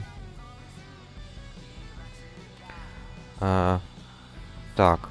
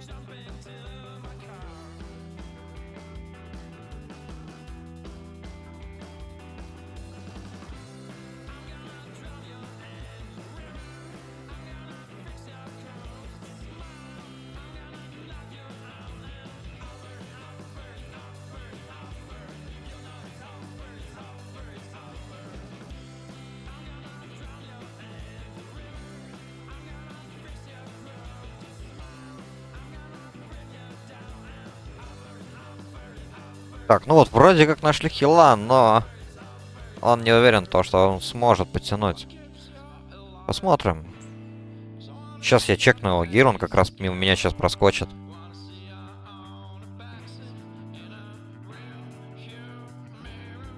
Так. Все-таки у нас есть магия.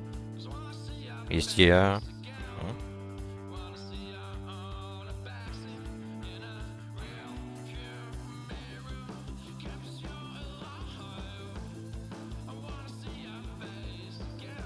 Все-таки 29-й, у него обилки наверняка какими должны быть.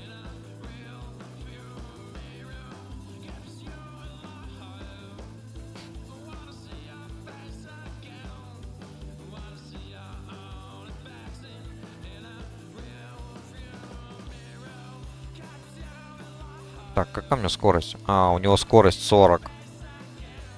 Фига себе.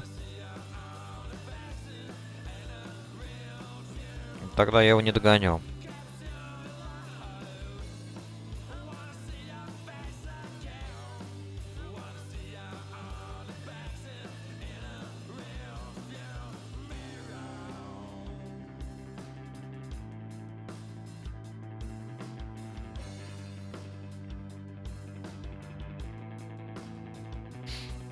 Так, ну смотрим. Агила. Агила. О, у него все на Агилу. О, да, он даже не в гире. Он даже не в гире на хила. И он наверняка энх. Да. То есть он энх, у него талант разве что на ману есть.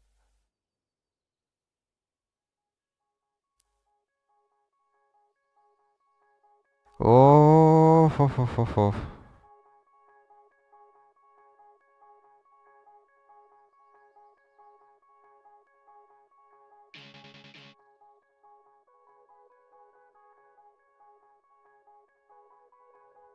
Ну, чуть что я ему буду просто пасовать. Какой-нибудь шмот на хила.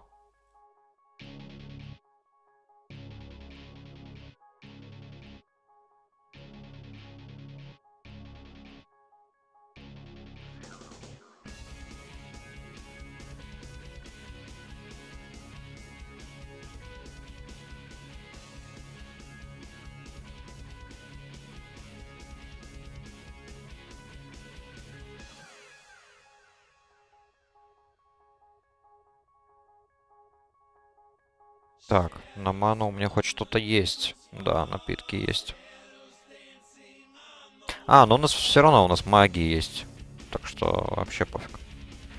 Отдам я ему зелье на ману на всякий случай.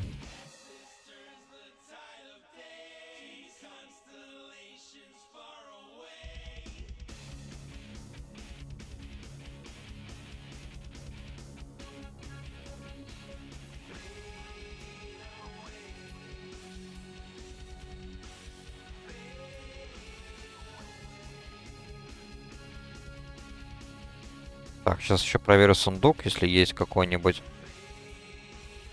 в деревне погребальных костров, или как там называется она. Firewood Village.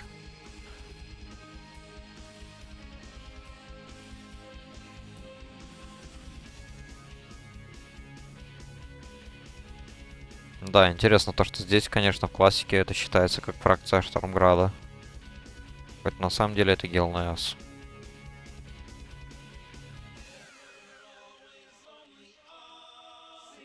Так, где же могут быть сундуки? По-моему, где-то... Так, все, ладно. Вот где-то здесь вроде, да? Был. Раньше. Нет, вроде. Вроде бы нету. Посмотрим, что тут. Сверху. Не, ничего такого примечательного. А, кстати, у меня же радар. По сути. Может работать, но нет.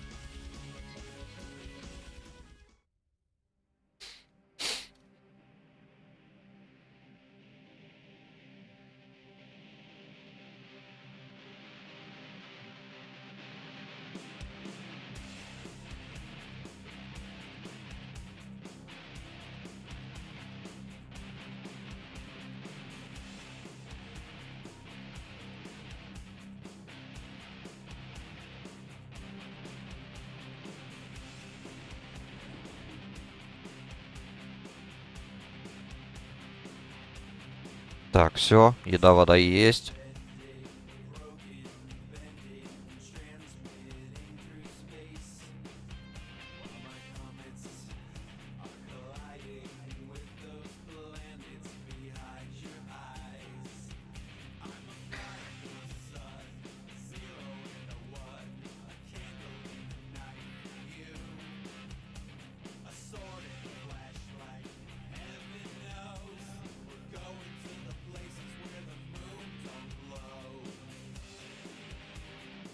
Ля рогатый шлем какой у него. Ордынский.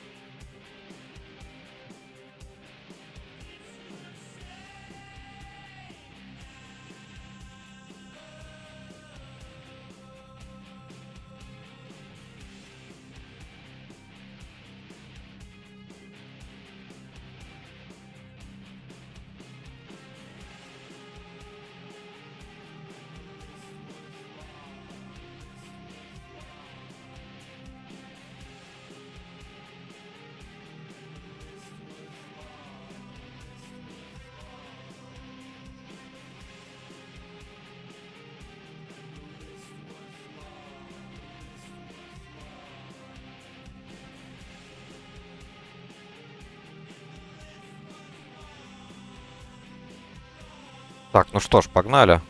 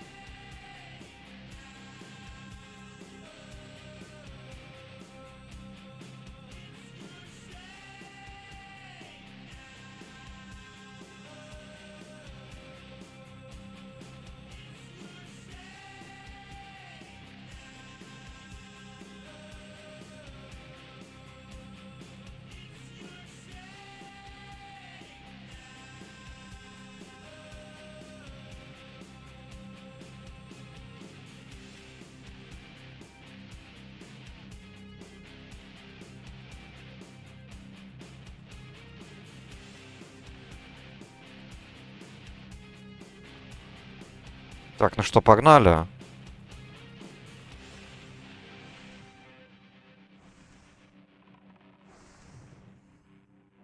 Что там за магия такая? Что прям...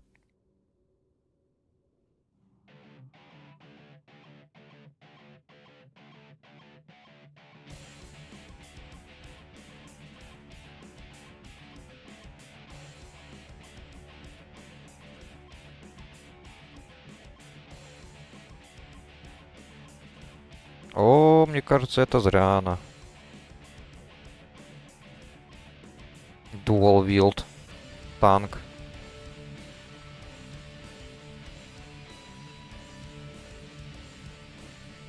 Так.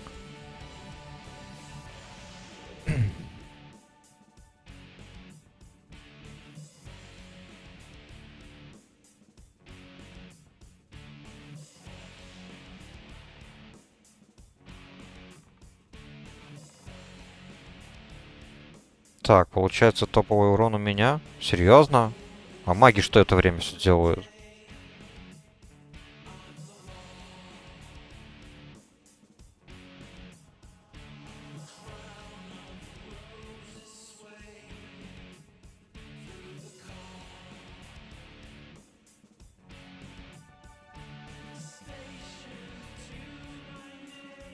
Блин, что-то мне подсказывает, что мы тут по тоненькому льду ходим. Мало того, что хил у нас как бы не хил, он всего лишь энх. А тут еще и танк наш. А вот, теперь наконец-то додумался щит достать. Надеюсь, выпадет хороший щит, и он сможет блочить весь урон.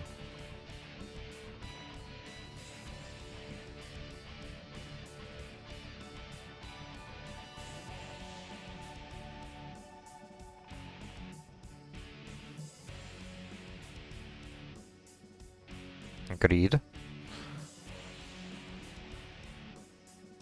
О, значит, голда плюс голда. Найс.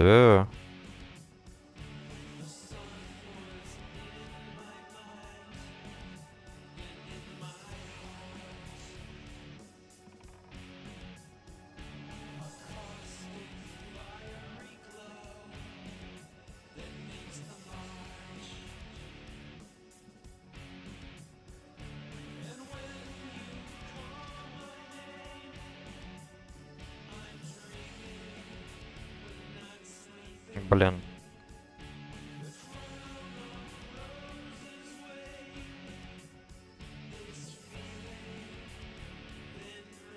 Вот так вот.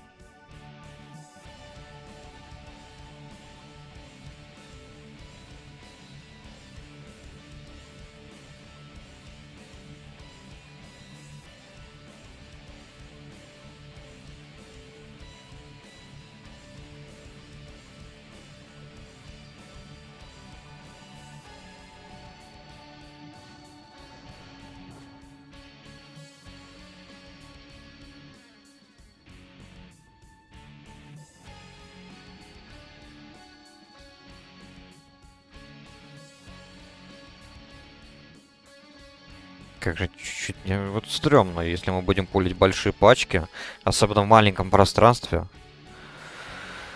Уф.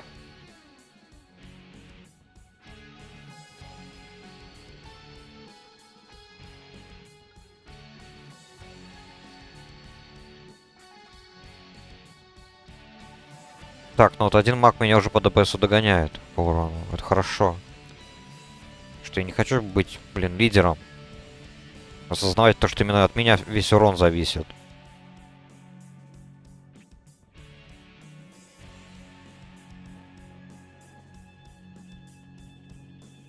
Потому что у меня здесь ограниченное место для стрельбы.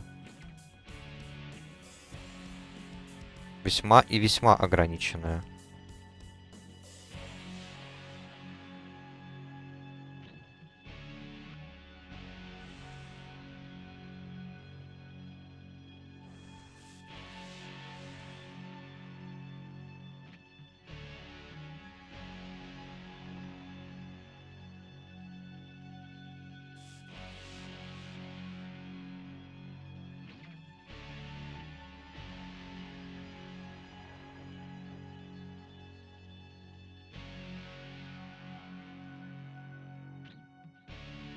Видно, кстати, то, что наш хил, он не особо так привык хилить.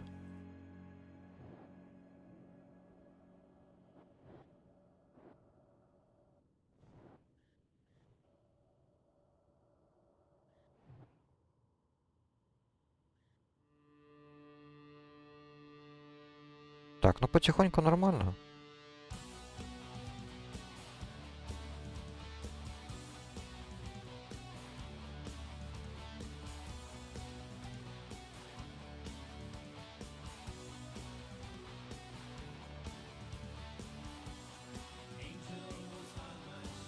Так.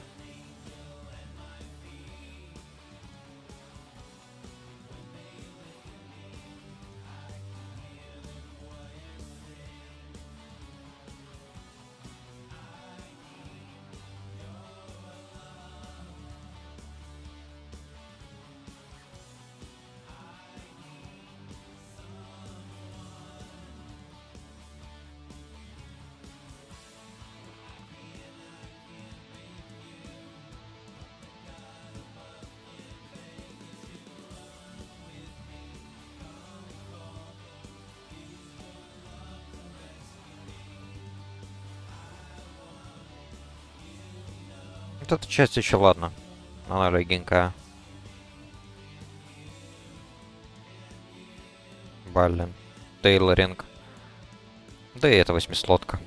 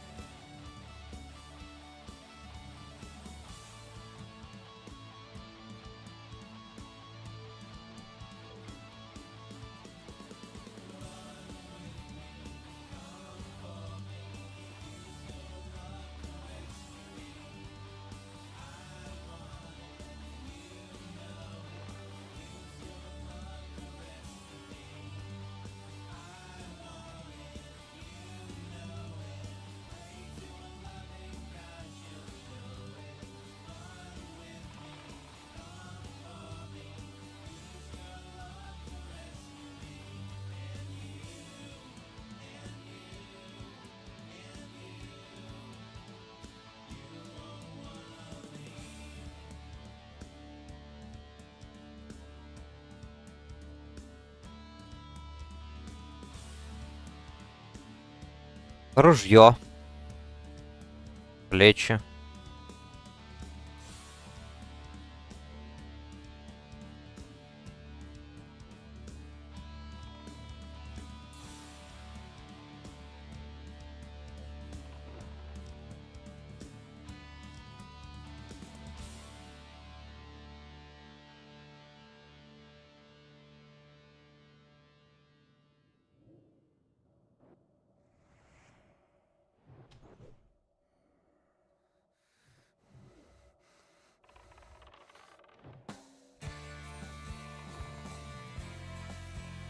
Ля, топор. Ну-ка. Они гризят. А он нидит. Блин. Сила и ловкость.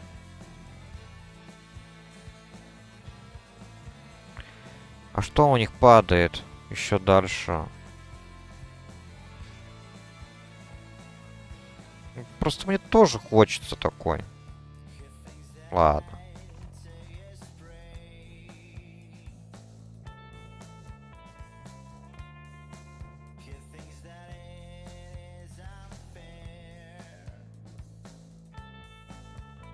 Так, слоу кинул. Ну ладно, неплохо. Если он может сразу же носить, то пусть, пусть. Хотя, я смотрю, он там не носит это. Ну ладно. Если бы он сразу мог надеть.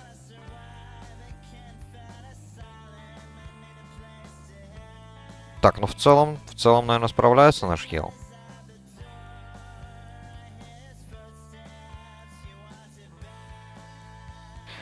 Тут.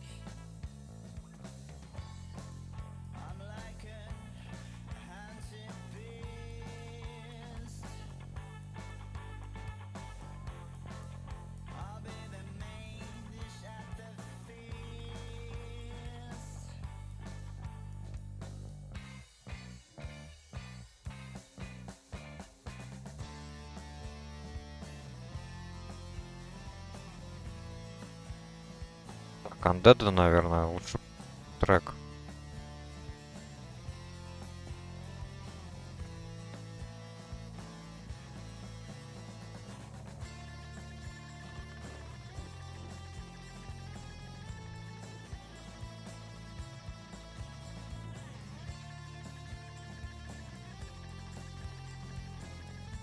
Барон Скипетр, не, нафиг не надо.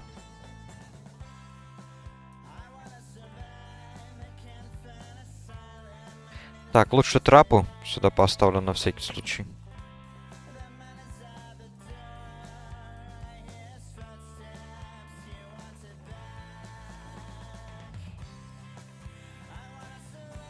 Так, что это у меня? Casting Speed Reduced. А, ну это фигня.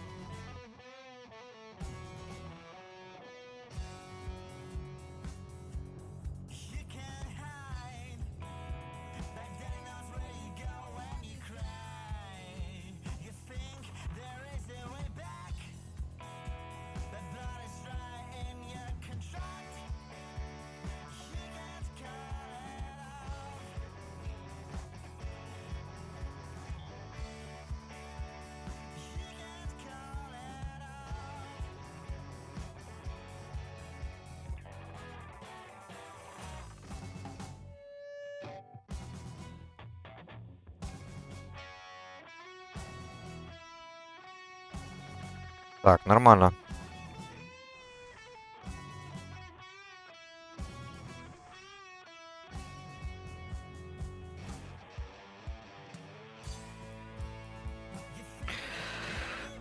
Ищ. Блин, они меня немножко напрягают, эти ребята.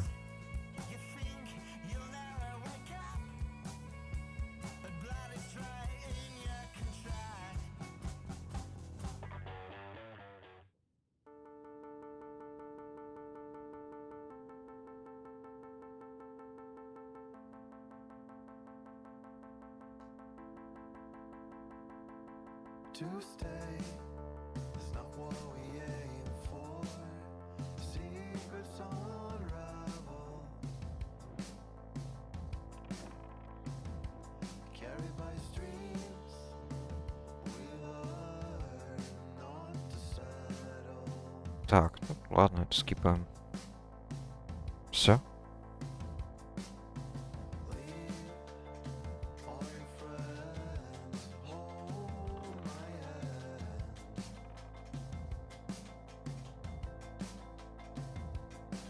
Что-то мне кажется, что маги вообще не вносят урона иногда.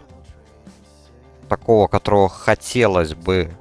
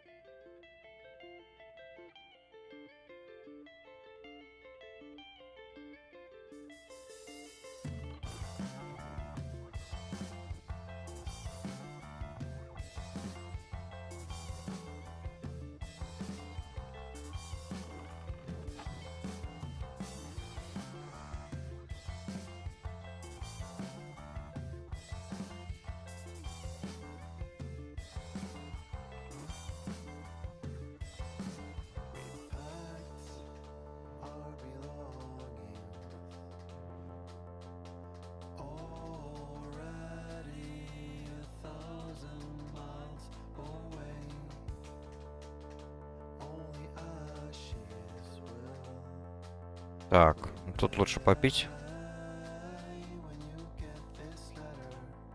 Я так думаю.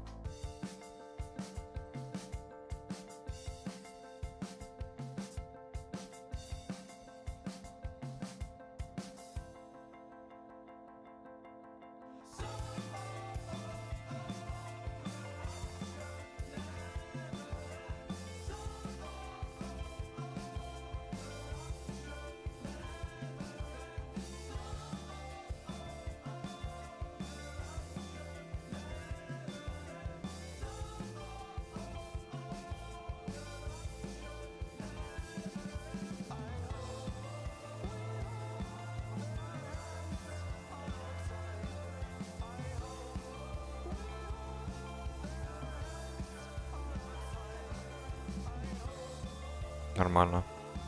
Нормально.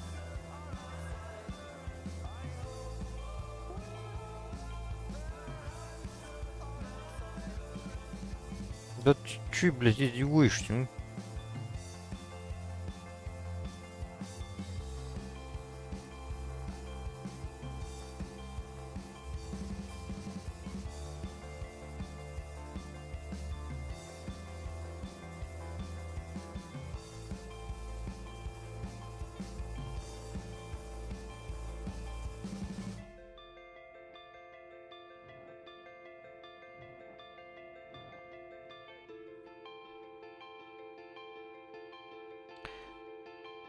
Так, я бы, конечно, сейчас хотел. Ладно, еще пока не обязательно. А, нет.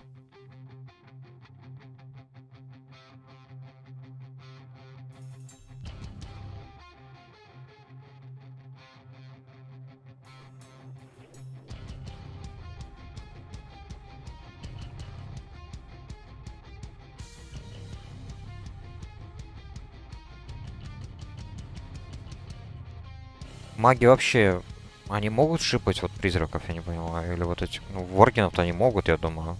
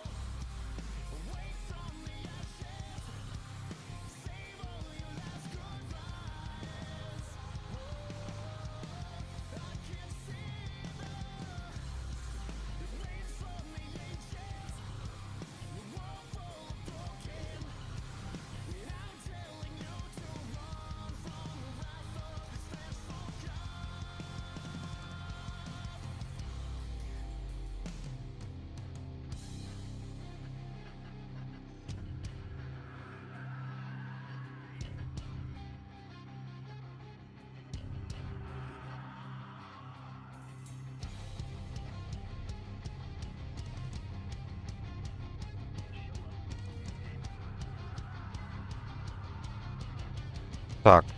Танк, значит, получается, будет пулить вот сюда, чтобы мы смогли кто-то отстрелять. То что тут удобнее. Тем более для меня, учитывая, что я топ ДПС все еще. Поэтому лучше, да. Здесь самая сложная часть, по сути. Там с этими призрачными волками.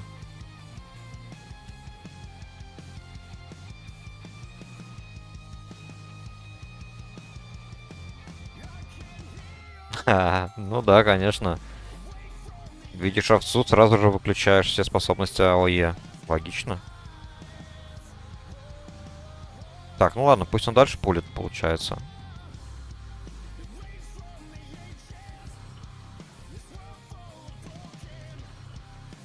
$52К, неплохо так. Учитывая, что вот этот данж не такой уж и хороший для ханта. Учитывая мало места. Так, нормально. Он волка, вот эту призрачного волка спулил. А, идет, идет, все, идет. Вот эти вот волки, они, конечно, бесючие.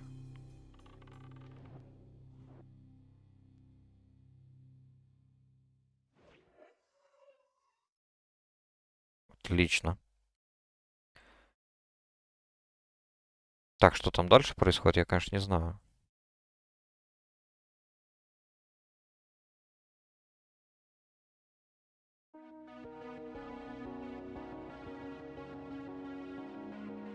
Так, он будет пулить еще раз сюда или?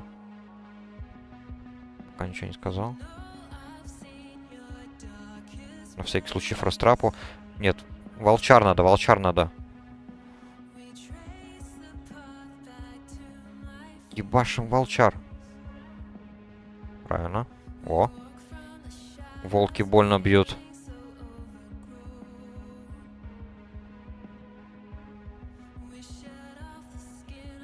Норм.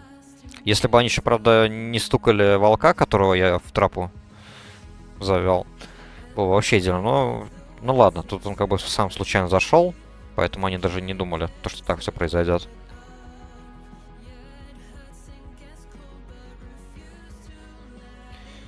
Но вот не знаю, можно ли заходить внутрь. Потому что они там еще сверху.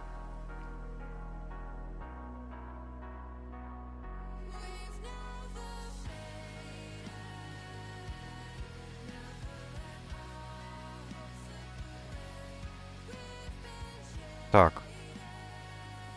Тут можно пройти, ладно, это норм.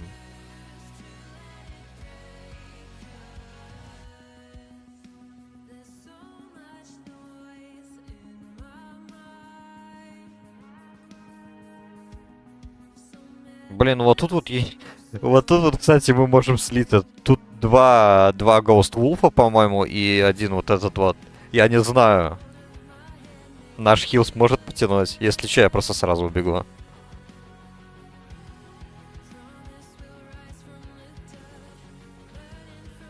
Не, я не могу стрелять. А, не, могу. Могу.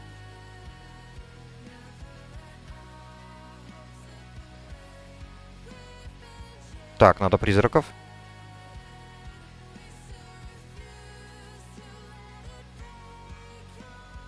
Так. Хорош. Хорош. Блин, вот здесь вот, да, вот этот момент очень опасный. Хорошо, что я его вспомнил. И, к счастью, мне удалось стрелять вот с этого расстояния. Я думал, вот этот вот забор, поручень, вот этот он будет мне мешать. Вот это вот место прям вот самое такое неудобное для ханта. И то, что я топ ДПС, это вот плохо.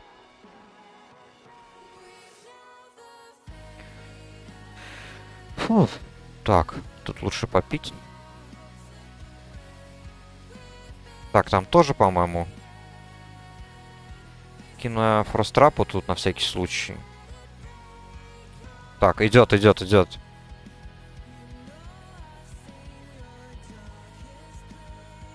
Так, пошли. Валим, валим, валим.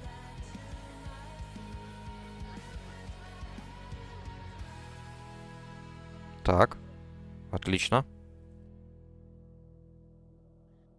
Ништяк. Ну хорошо, хорошо, учитывая то, что наш хил, он full энх шаман, и у него гира на хил вообще нету. Никаких шмоток. Там, по-моему, только одна была на инту. И все. Все остальное у него тупо выносливость и ловкость. Больше ничего.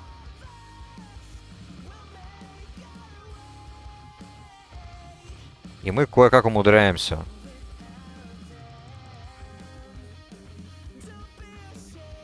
пройти.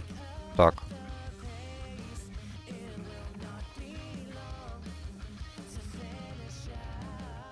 И вот этому, кстати, я удивлен. Но вот еще будет босс, который волков будет призывать тоже. Вот это тоже будет вопрос. Сможем ли мы?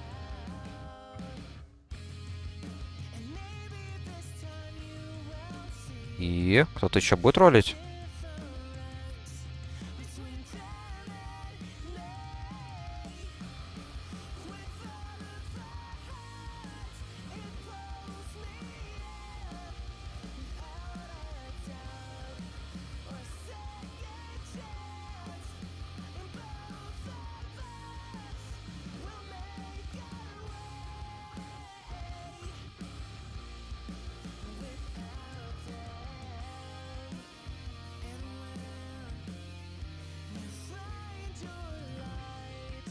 Ага. Ремень.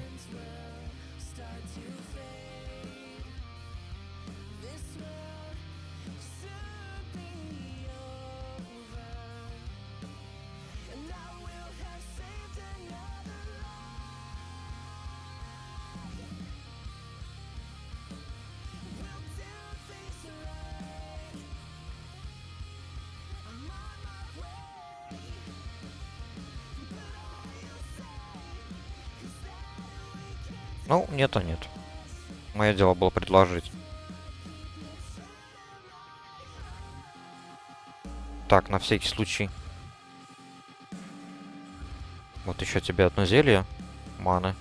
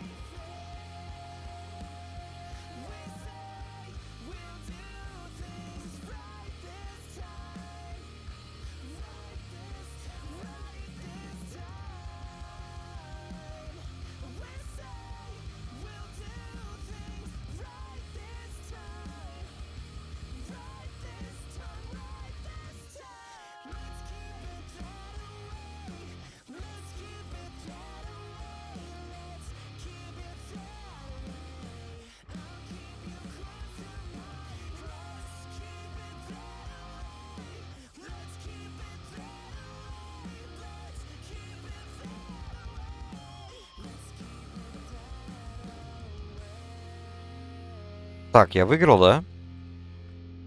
Наручи или нет?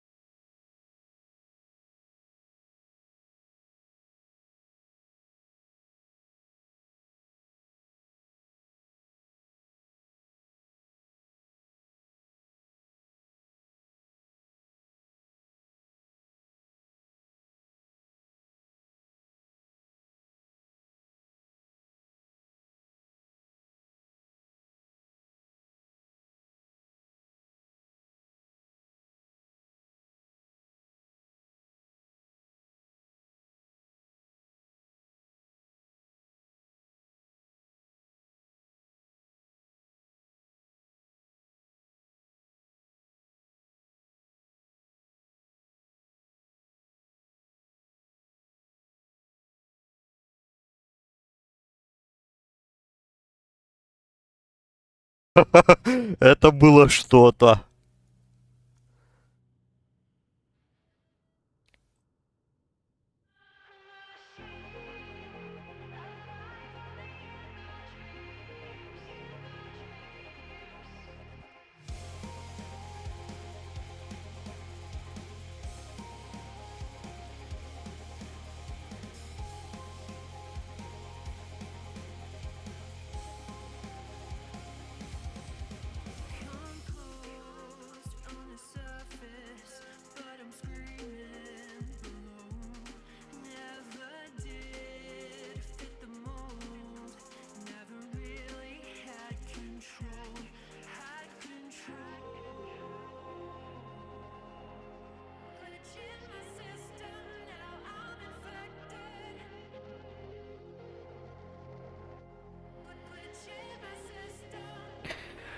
О, блин. Нормально, нормально.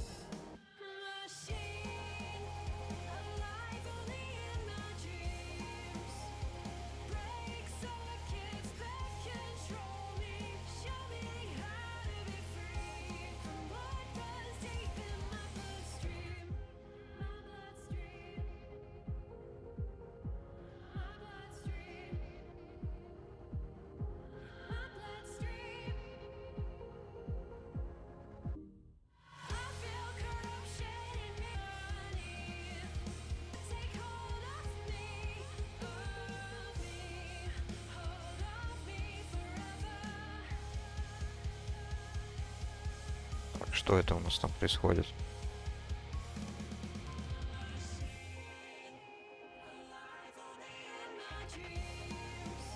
Нормально все? Да, нормально. Фу.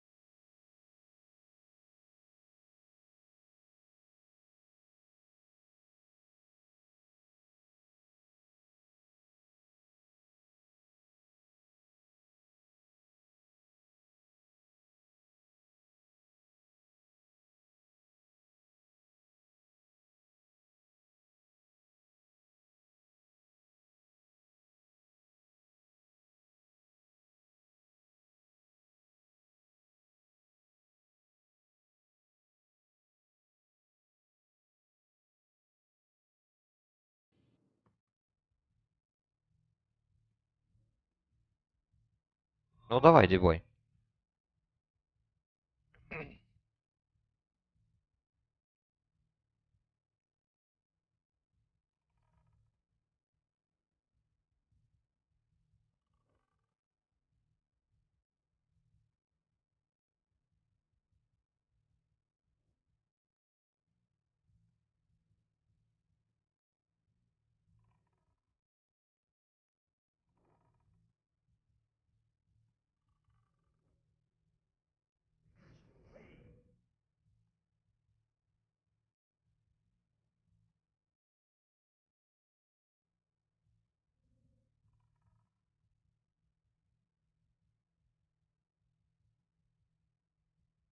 Изи.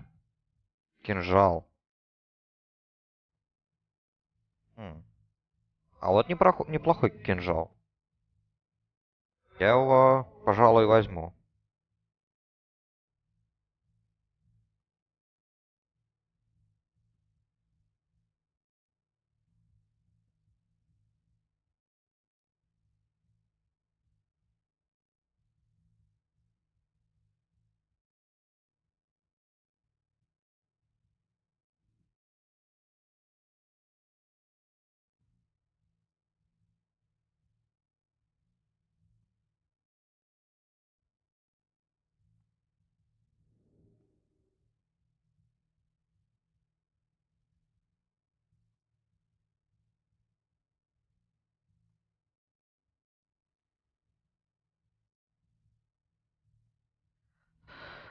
Фух, ну что ж, молодцы, ребята, молодцы. Мы разобрались. Мы сделали это. Мы прошли данж.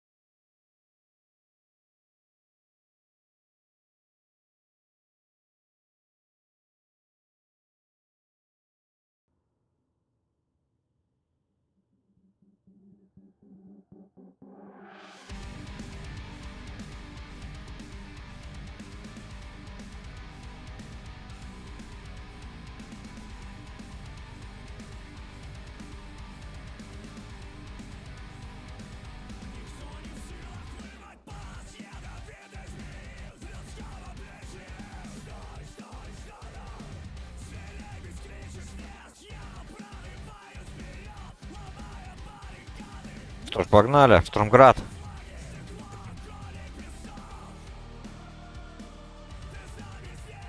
Вот и все.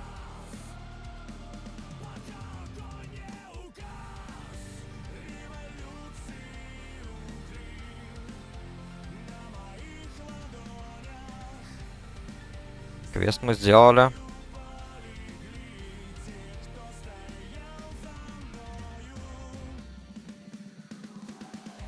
Так, ну все тогда. А, я к тренеру, кстати, не сходил.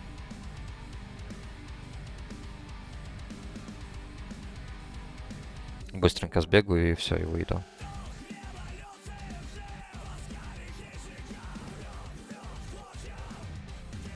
Ну ладно, это я уже сделаю мне тогда стрима. Тогда все.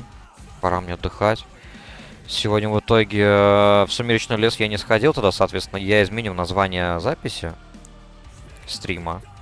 По идее, я сделал все квесты, которые хотел в Болотине, и, к счастью, нашел группу. Нашел группу в крепость Темного Клыка. Сходили мы. Не скажу, что все было идеально, но мы выжили. Мы прошли, мы выжили. Как видите, урон мне пришлось внести свой и очень много. Так что как-то так.